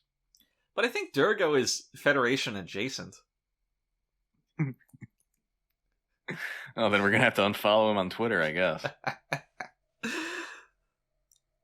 The replicator comes up a lot in Voyager, oddly enough, because it's completely new technology to that quadrant. of the galaxy. Oh, okay. And it's a plot point of different species wanting to gain access to the replicator or steal the technology. And well, I like that idea. I'm sure it's not pulled off very well, but I like the idea. It's fine. I agree. The idea is good. That and the transporter are like the two biggest things, and that's what's cool about Voyager is that they're stranded and alone, but they have this technological leg up on just about everyone. Yeah. Well, they. I mean, that shows ahead of its time. If we're talking about the transporter, right? Of all the porters, that's something we could use nowadays. Yes. You know. Yes. But it didn't bother me that Durgo had a replicator. All right. Yeah. Okay. Fine. Yeah. I'm not too bothered by it, but I just thought it was a curiosity. Well, I know you hated that line, and you just started clawing at the wall. I heard you. I started foaming at the mouth and like hitting myself. Stop it! Replicator! Just got completely red, started sweating, took my shirt off and rolled around the floor and started kicking and screaming. That's why we had to take a week off. It was so hard for you to get to the episode.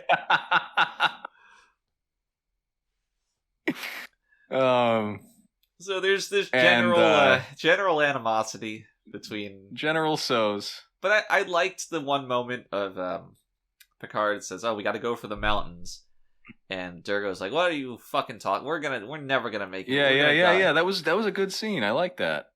Picard diffuses the situation pretty well. By kind of granting Durgo some agency in the matter. And he's like, "All right, well, what do you think we should do? What's your suggestion?" Mm-hmm. Not like in a flippant way, but sincerely. And the idea, what should have happened is that Wesley should have seen this as a learning moment.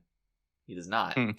He definitely does not, because cut to a scene of them walking, and Durgo kind of trips over himself from exhaustion and thirst, and Wesley helps him back up, and he's like, "Yeah, and you were worried about the captain, dumb fuck." And Durgo exhibits superhuman restraint by not just punching Wesley in the fucking face. I know. Oh god, it's so bad. Not even a line like, "Captain, you keep your ensign on a tight leash or I'm gonna fucking shank him." Yeah, sure. Yeah, and that would have been fine too. Have a scene like that where he's like, if he says something like that again, I'm gonna punch the shit out of him. Yeah, Wesley experiences no humility in this episode, which is probably what he should have learned chiefly. Well, he's a watcher, so he doesn't need humility. He's not a watcher yet. But I think that would have been Wesley's, almost his entire arc, in a way. He starts out this wunderkind. He can do anything. He doesn't really need help from anybody because he's so self-sufficient and smart. Mm-hmm. But he had an alien from like another galaxy come and tell him how great he was and jack him off. Right, but he never really had to experience the humility. And if he had gotten that in this episode, that would have been good. But no. Yeah. No. That would have been too. That would have been too good. I was just thinking completely randomly. Quick aside. Uh-huh. He comes back for that episode where like there's that like game that they play on like their like fucking Google glasses or whatever. Yeah, right. The game. What season is that? 5 or 6.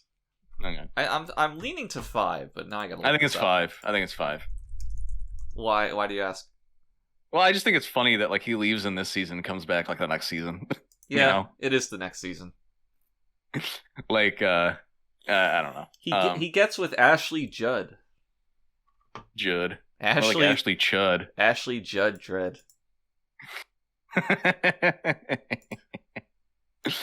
That chick's hot, right? Well, she's like, I don't know, 16 in that episode. Yeah, that chick's hot, right? Yeah, I can tell you in her photo on Wikipedia, she is not. Oh, damn. I do want to note that we are from Europe. Right. So it's okay for us to be talking like this. With American accents. Yes. Yes. Well, we're from Europe. We wanted to be in Hollywood, so we changed our voices completely. And our names. And we were also born in Transylvania in the year 1300. So. Oh, that's a little late. I mean, you're forgetting my stint as a as a Roman legate. Remember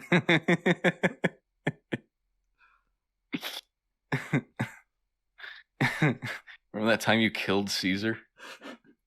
That's Greece. Greece.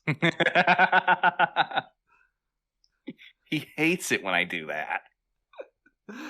Well, I mean, you've never met Caligula.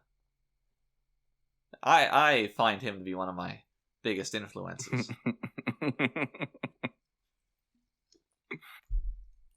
It's like when Lou Reed was hanging out with Andy Warhol. Is it like that? Yeah. One of my favorite things ever is ever, huh? Okay. In this realm of like artists hanging out together across mediums is don't make a joke. Don't make a joke. I'd never. They're not channeling some old woman's psychic energy to talk to each other. Who's the guy who was gonna make Dune before Lynch? David Lynch? No, before Lynch. I don't know how to say his name. He made like, was it Holy Mountain or something? Fucking Judge Dredd. He was gonna have Alejandro Jodorowsky. Yeah, you're right. Yeah, Jodorowsky. Yeah, he was gonna have like fucking I already forgot. What? Okay, artists hanging out with each other. Yeah, no, he was going to have an artist in Dune, like a famous painter in Dune as the Emperor, and I'm trying to remember who it was. Pablo Picasso. It was Picasso. Yes, thank you. How did you know that? You knew that, huh? Yeah, I mean they're both Spanish. Yeah, well, but that's funny as hell. Like, imagine, because I don't think did Picasso do any other film work? I don't think he did. At least not like as an actor. No, I don't think so. But I'm not. I only know his Blue Period.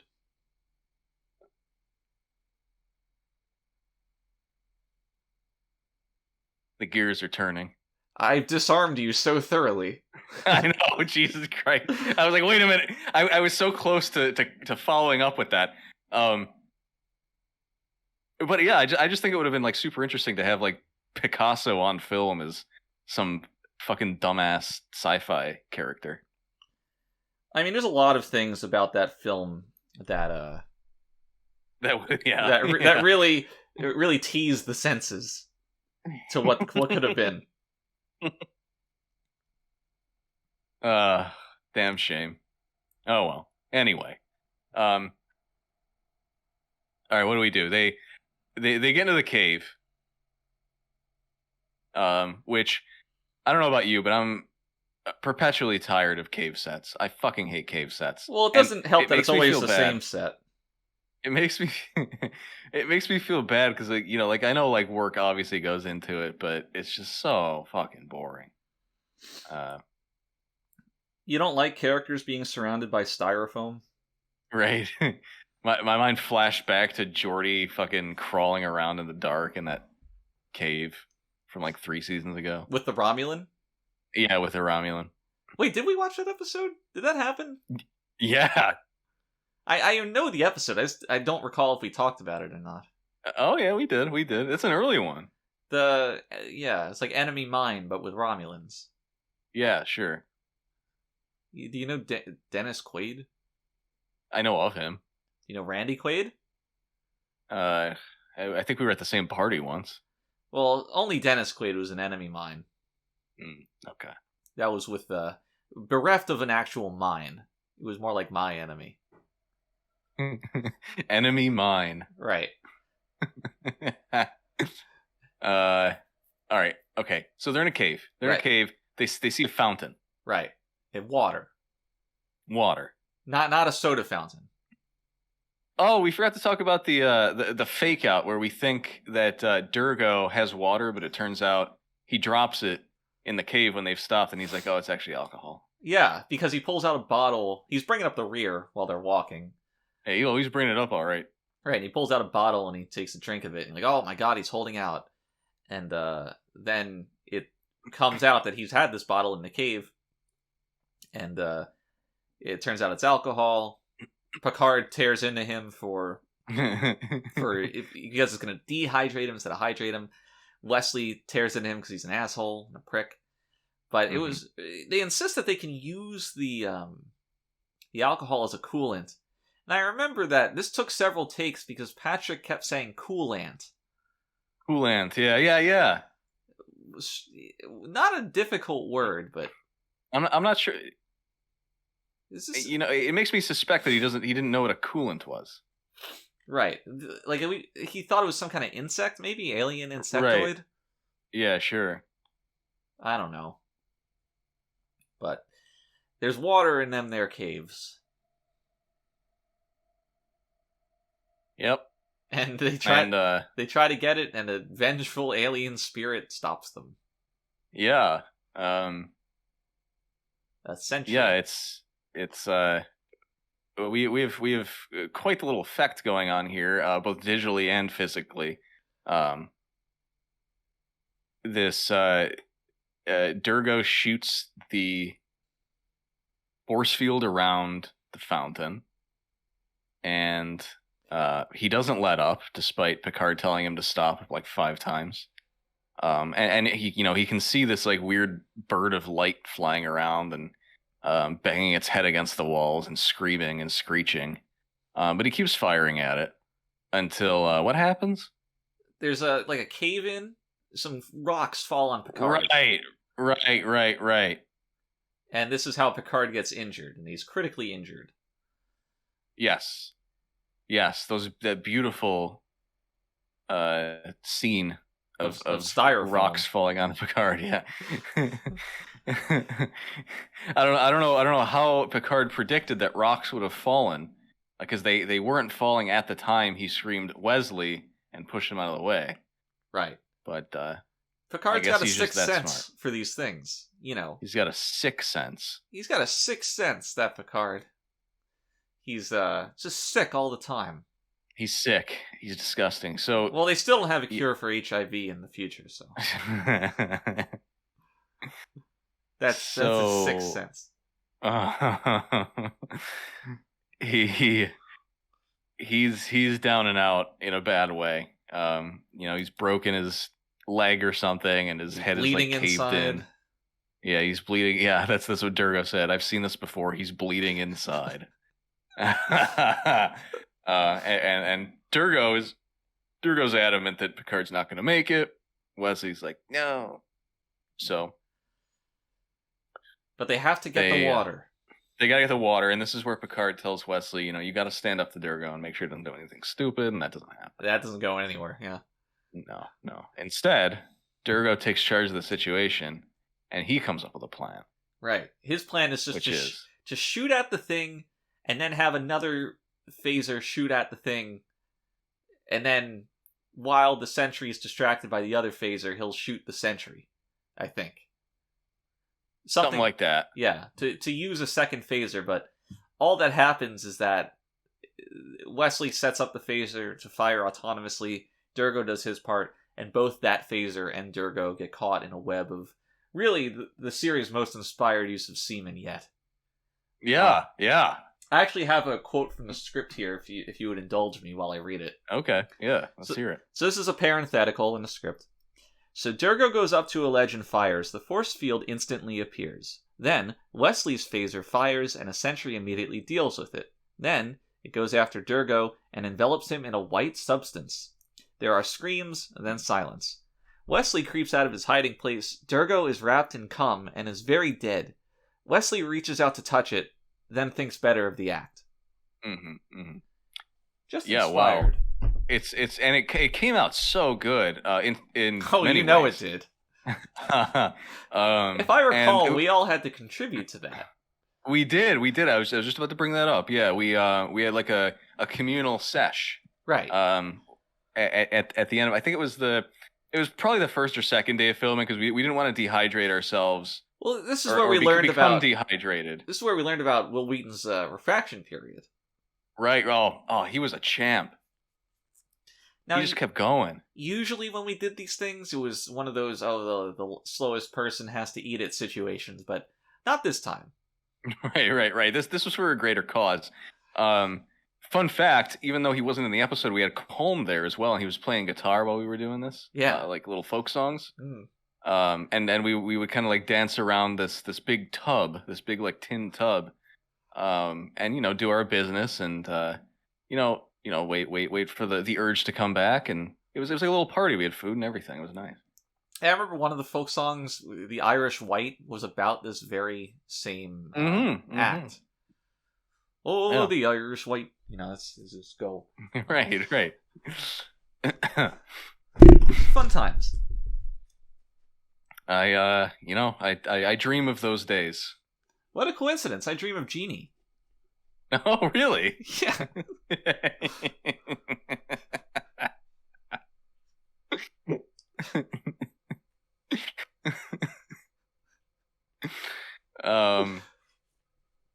I think about the title of that very often, and I don't know why.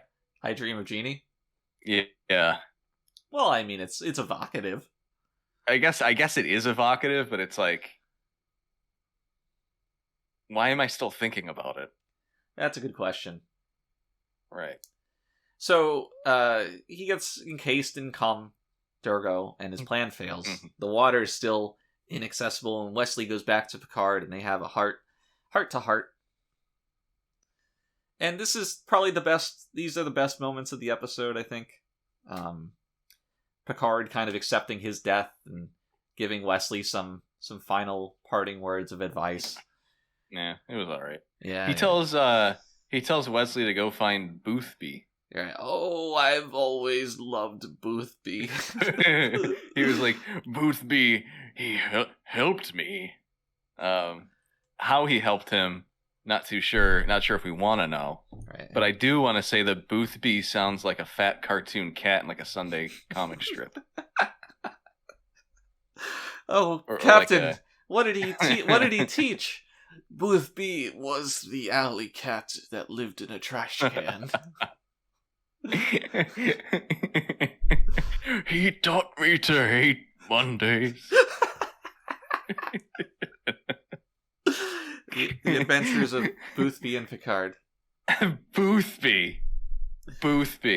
I can only imagine him being like this bald, like fucking like hunchback with one tooth. He's a groundskeeper. One time I went on a date and Boothby hid inside of my shirt and told me what to say.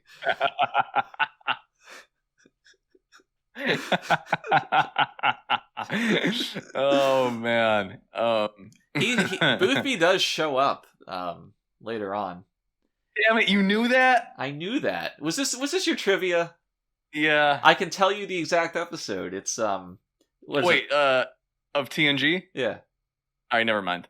I got it for you, don't worry. Is this the DS9 one?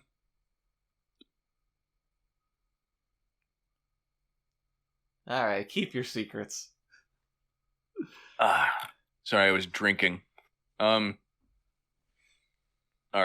I wrote this down before Boothby, and I don't know when it was said, but I laughed at Lambda Pause. I don't know what that is, but that is funny. Someone said, I don't know who it was, but someone said Lambda Pause. I think it's the name of a planet. Right. Might have been Data when they were like searching for Picard or something. He's not on Lambda Pause. Right, yeah. I couldn't help but giggle. But yeah, so you like this scene, huh? Yeah, I did. It's good acting on the part of Patrick Stewart. And it's easy to see from Picard's point of view what this means to him. Kind of, he starts out with Wesley. He's awkward around him. He hates the kid, and now he's kind of developed this authentic fatherly bond, and as such, he's imparting this wisdom that registers as heartfelt. You kind of get this sense of pining for the youth that Wesley has. He's at the start of his journey. He's gonna. That's the thing. Mentioning Boothby does a lot. I'm serious. It does a lot in communicating Picard's nostalgia for that time of his life. Yeah, sure. I can't help but feel that I would have liked it to have been framed differently. Like if he could have said that when he wasn't dying. Because the thing that sort of bothers me is that there's a saying, not in so many words, about like how, I don't even know if this is a saying, but it's an observation that I've heard. Okay. That you experience a man's true character when he's on the brink of death, or when he knows he's going to die, or whatever. It's oddly specific. Is it? Well, for this circumstance. But it's true.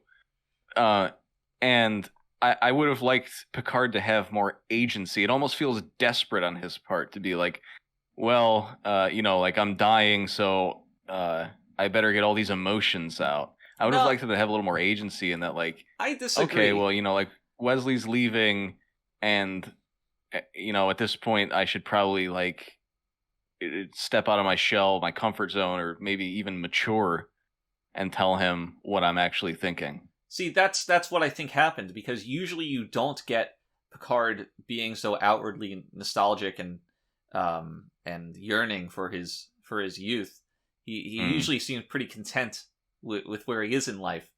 But now, on his deathbed, he's suddenly turning back like, oh, I wish I was younger again. I wish I could go back and re-experience the academy. Well, yeah, sure, but it almost feels like someone who's like on their deathbed and is like, I wish I posted on 4chan more. No, I mean, I disagree. There's the general idea of I really enjoyed my time as a student in university or high school is a feeling that a lot of real people have, and it's not to say that Picard peaked in high school, which would be an extremely sad outlook. What did he peak at? Well, the co-eds.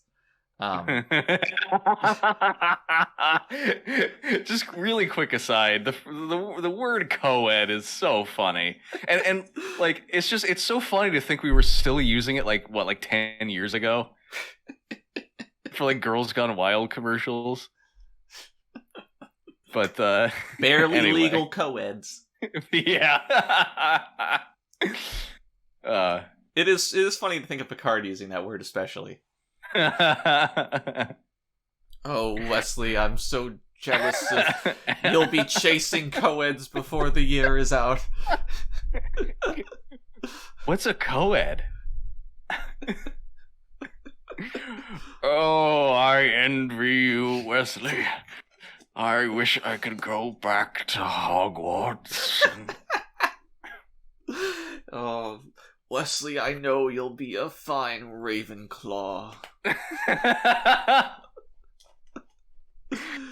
Trust me, Wesley.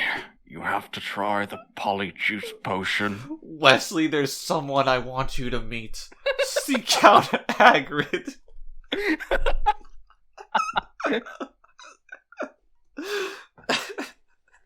Oh. Oh, get the giggles out. Oh, that's good. That's a good bit.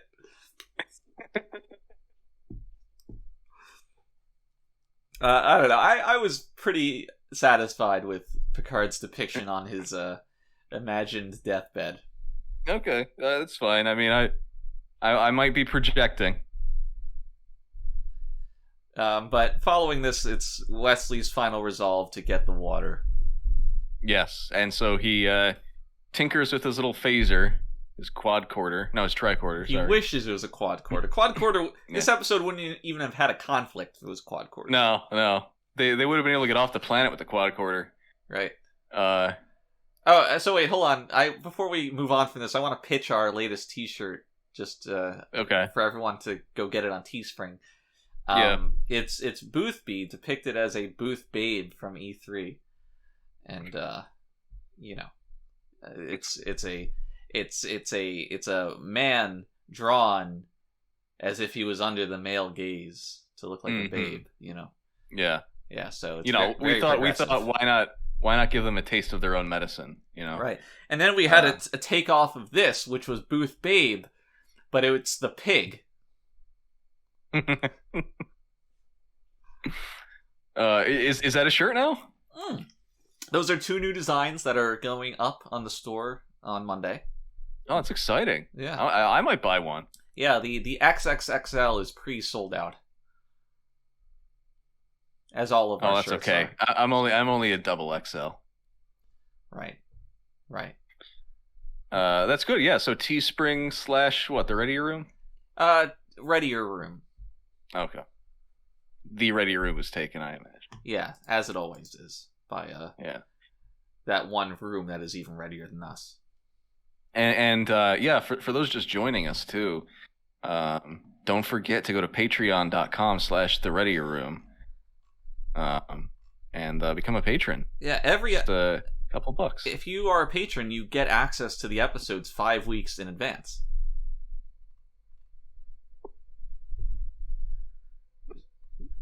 Which is, when they're posted on YouTube, is very, very far after the recording.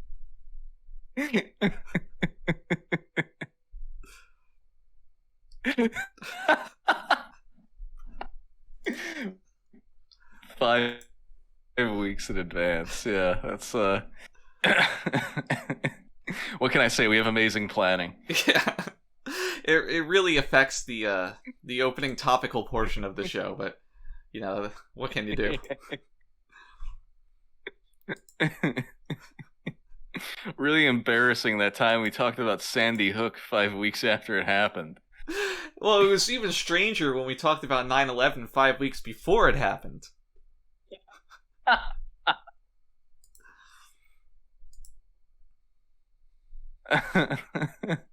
Yeah, I wonder how that happened, huh? I wonder how we got that information. Well, I got friends in high places. And they fell from those high places very, very quickly. Indeed.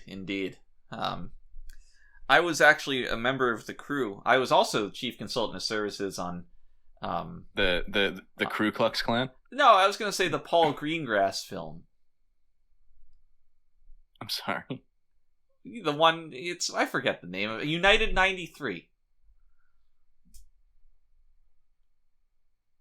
Huh? The dramatization of. Is this the one where Mark Wahlberg turned into Superman and stopped 9/11? No. This is the one where a bunch of everyday average people band together to ram a food cart into the door of the cabin and crash that plane into a field. Oh yeah, okay. This was fictional?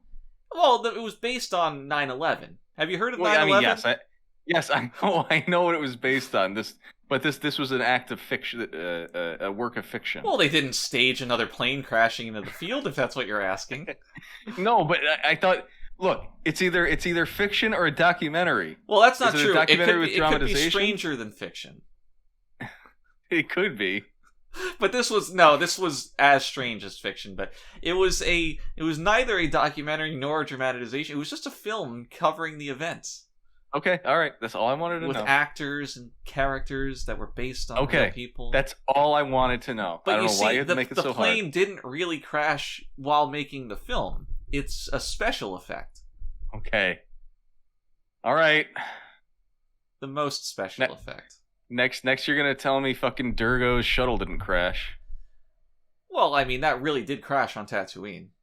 But that did, yeah. Nobody was in it at the time. And that's something that really goes unappreciated with this episode is how far we had to travel to get this thing out there. A far, far away we had to travel. Yeah. What, is that not good enough for you? It was a long time ago. Yeah. Temporal travel. So Wesley gets the water. Wesley gets the water. I don't remember how, but he does. So he fiddles. So he has a data moment where the where he doesn't understand an idiom appears. Where he says a contraction while saying that he doesn't use contractions. He sees the entity appear and he starts like moving at light speed, pressing buttons on his little tricorder. And then I don't remember how it happens either, but eventually the entity like fuses into the fucking force field and it disappears, and he gets the water and he fills up some kind of something. It's not depicted what vessel he uses to get the water back to Picard, but it is a vessel. It is a vessel, and he uses it to treat us to a hand feeding scene that is equally erotic and biblical. Which is what we see in the episode, but unseen is the cut scene of the foot washing.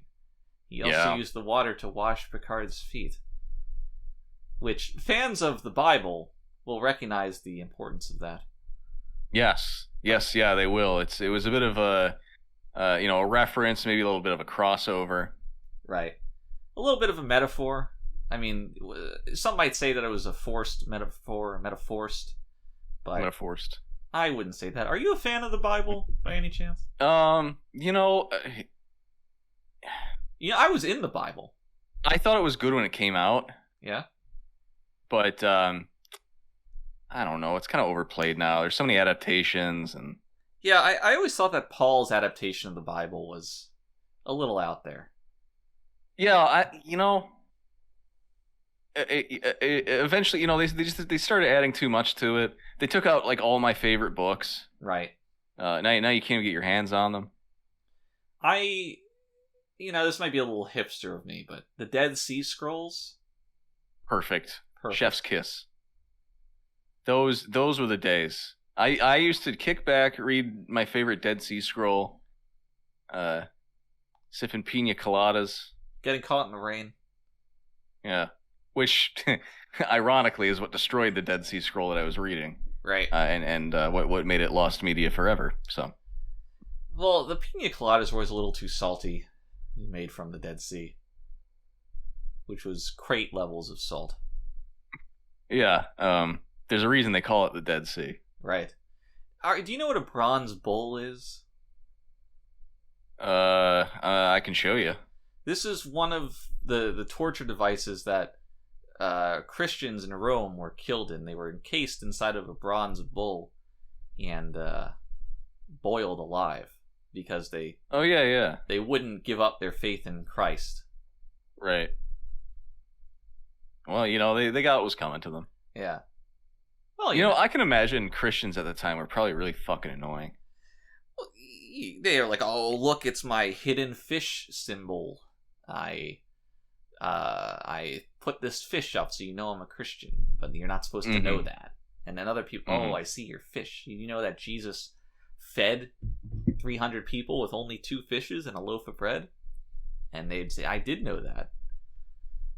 That's why I'm a Christian. So it's just really insufferable people, if I'm being honest. Yeah. It's how am I supposed to believe all that? It destroys my suspension of disbelief. I could prepare when he walked on water because the high salt content in the water, whatever. But yeah. I watched a Ben Shapiro video about that. I know you did. But back in the day, we didn't have Ben Shapiro videos. We just We didn't have smart people like Ben Shapiro to tell us what to think. Right. And we only had people like Jesus Christ to tell us what to think.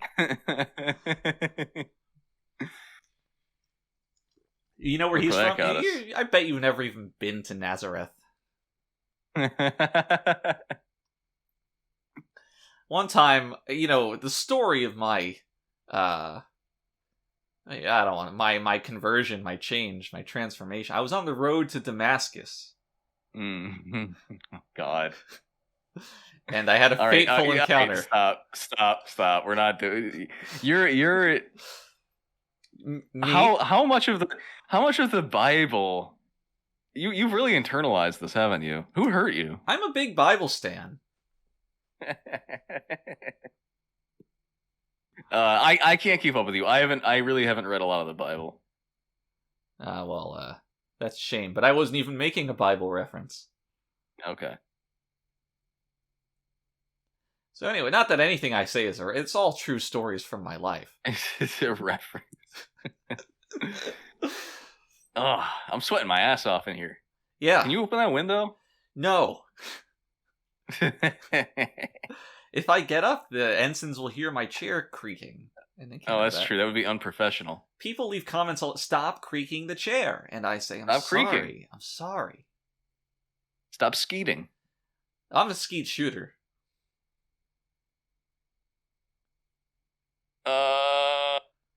Okay, yeah, he feeds Picard the water. He feeds him the water. I spent a lot of time thinking about this. What is the correct verbiage? I don't know. Is it feeds? I guess it's gotta be feeds. Sneeds? I mean, there's no other word. Yeah. He has. I guess you would just say he makes Picard drink the water. You will drink satisfying. The water. No. You will. And then it just kind of cuts to him being woken up by his mommy. And by which I don't mean Picard. I want to say, I was thrown off when she said, "Wesley, thank God." Yeah, that was weird. Right? She should have said, "Thank Neil deGrasse Tyson." Yeah, exactly. At this point, if they had any forethought, they would have made it so that Neil deGrasse Tyson is framed like Kim Jong-un in like medical bay, right?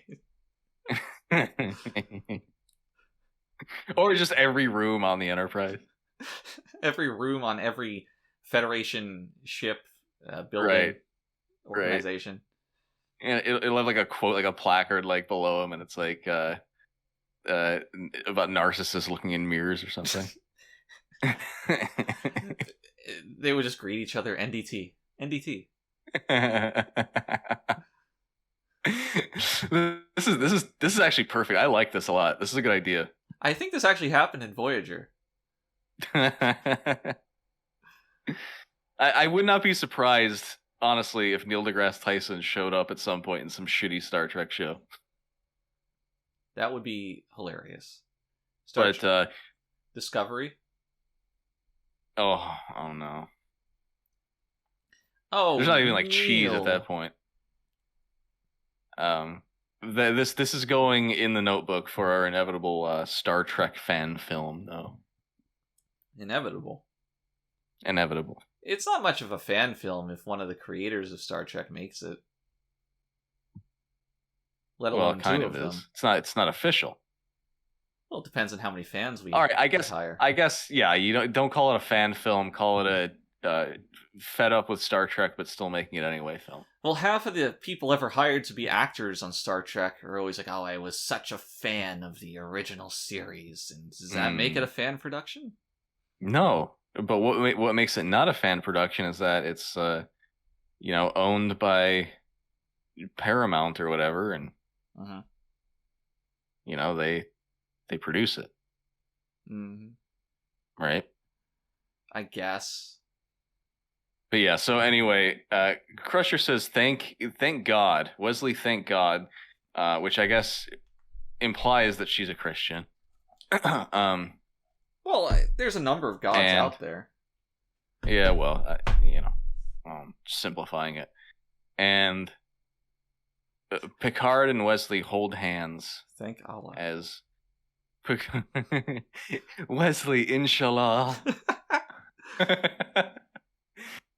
Picard and Wesley hold hands as Picard is carried out on a stretcher. And then what you don't see in the extended scene is that Wesley bends over and starts making out with him. But witnessing that on set, one of the top 5 moments of my career. Yeah. Top 5 moments in Readier Room history. Number one. Number one. Number. I do wanna cap this off here and just note that Will is obviously very, very happy throughout this episode. It's the first time we've seen him in a long time, and I think he was genuinely delighted to have this episode kind of like to himself again. It's been a while. The Wesley show. The great thing is, I don't think he realized he was actually being written off the show. And we did have a farewell party for him, like a surprise farewell party, and that was perfect because that was when reality really set in. And I remember LeVar and Brent, they both held an arm, holding him above his cake, as he sobbed, so he could season it with his tears. Yeah, some people might say that a salty cake wouldn't taste very good, but they're underestimating the satisfaction. Mm-hmm. We call it a selenite cake. Right. How could I forget? Yeah. So, saucer steps? Saucer steps. I guess it's a 3. Yeah, 3 is a good number of saucer steps. As much as I enjoyed the emotional stuff between Picard and Wesley, it is a relatively small part of the episode, and yes, this episode does represent a major miss of Wesley potentially growing as a character. So, can't give it too many praises. I mean, thankfully he does grow in no meaningful way by becoming an omnipotent space lord. I can't wait for him to defect from the Federation to protect the interests of the Space Indians. I'm sorry, the Space Native Americans. Once again, your favorite episode. Oh yes, another Season 7 banger. That's going to be a fun time when we get there. I'm thinking about, after Season 4, moving the podcast to Deep Space Nine. Mm-hmm. But that would Sorry, honey. That would mean we'd never get to Darmok. That's true. Darmok is the apex TNG.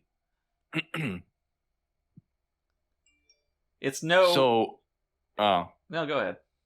No, go ahead. It's no what? Tell me. I forget the name of the episode, but that one that I really enjoyed a few weeks ago with the Klingon drama. Yeah, I don't know. Yeah. Anyway. Yeah, sorry. I'm busy reading this Memory Alpha article, trying to desperately flailing to get a trivia. Some Boothby trivia here. Boothby. It's a shame that they cast that guy as Picard's brother, because he would be a perfect ornery groundskeeper. Yeah, he would. Here's a great subheading: alternate Boothbys.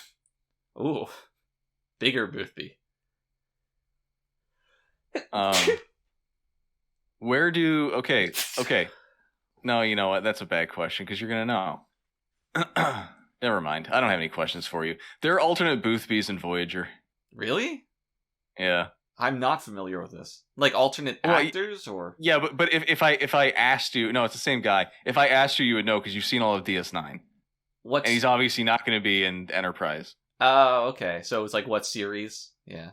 Yeah. Well, to be fair, there is an episode of DS9, and I kind of asked about this earlier. Cisco and Odo go to Starfleet headquarters, which I guess is different from the Academy, but whatever. I didn't really think about that at the time. And I was like, oh, did Boothby show up there? Maybe. I don't know. But I guess not. No, a holographic duplicate of Boothby was part of Chakotay's training simulations aboard the USS Voyager. Terrible. Absolutely fucking terrible. I hate this show. They bend over backwards to get any semblance of anything from other Trek series into Voyager. It's like, oh, how can we get the Ferengi involved with this? How can we get fucking, what's his name? Barclay. How can we get Barclay involved here? It's so dumb. It's so dumb. Here's a picture of Catherine Janeway with a replicant of Boothby. Oh, Lord. In 2375, Species 8472 established a training facility somewhere in the Delta Quadrant, recreating Starfleet Command, Starfleet Medical, and Starfleet Academy in perfect detail. Something. The leader of the group took on the role of Boothby. And I need to stress that role of Boothby is hyperlinked. Lord. You see, Picard said the name Boothby one time, so now he's the most important person in all of Starfleet. The character role of Boothby has its own fucking article. Apocrypha! Infinity's Prism. In the Star Trek Myriad Universe's book, Infinity's Prism, it is revealed that something about Boothby. I don't care. See, we criticize this stuff in the new Trek series, where like a minor detail is inflated in relevance because of its connection to Picard. But no, It was always this. This always happened. Yeah. Well, it wasn't. It really seems to have only gotten really bad in Voyager, though, right? Yeah, Deep Space Nine didn't have a lot of this. You have some callbacks in DS9, but only because it was like studio mandated. Like Worf is popular, so put him in there. Right. But Worf isn't a minor detail. Sure. When the way Worf is introduced is to smooth over relations with Klingons, and that makes sense. He's the only Klingon officer in the Federation. Maybe it's contrived, but it's logical. Whereas with this Boothby stuff, there is no reason that an alien species in the Delta Quadrant would mimic Boothby. I am not shitting you. The Apocrypha section in the Boothby article is nuts. Oh, it's God. So big. Why? It's huge. He's in all these novels. He's in Star Trek Online. He's in the Star Trek customizable card game.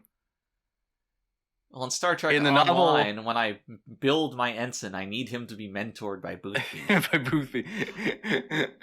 The novel The Needs of the Many gives his first name as Liam. Liam Boothby. Liam Boothby. Oh, Liam Boothby. Picard meets Boothby in the... I alluded to this earlier. He meets him again in the first duty. That's it. The one where Wesley Crusher is his team of rogue Starfleet cadet pilots get one of their friends killed and they have to stand trial. Right. Yeah, Boothby shows up there and it's like, all right, whatever.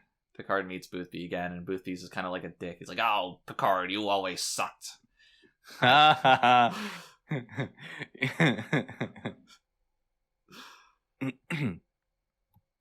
there you have it. Yeah, Boothby. Boothby. So that's gonna Boothby, Babe the Pig Boothby. That's our t-shirt. So this is gonna do it for this episode of the Readier Room. As always, shout out to our sponsors, Denny's, home of the 15-minute oil change, home of the Grand Slam and Moons Over My Head. That would have been bad. We would have gotten an angry letter for that. Would have cost us a contract, but also partnering with the Pep Boys, who are home of the 15-minute oil change. If you drop the word Readier or Readia at either of these establishments, you'll get 15% off of your order or purchase. Until next time, everybody, I'm Mitchell Mells. For Brandon Hobbs, we're wishing you a very, very pleasant stay ready. The troublesome little man-child.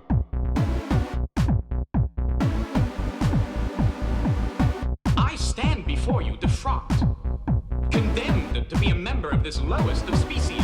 Thank you, Ensign. Engage. Do you consider yourself superior to us?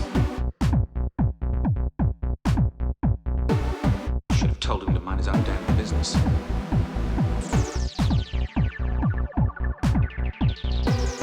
But I stroked the beard thusly. Do I not appear more intellectual?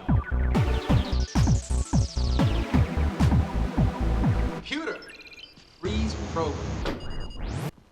Have you never dreamed of climbing inside the bottle?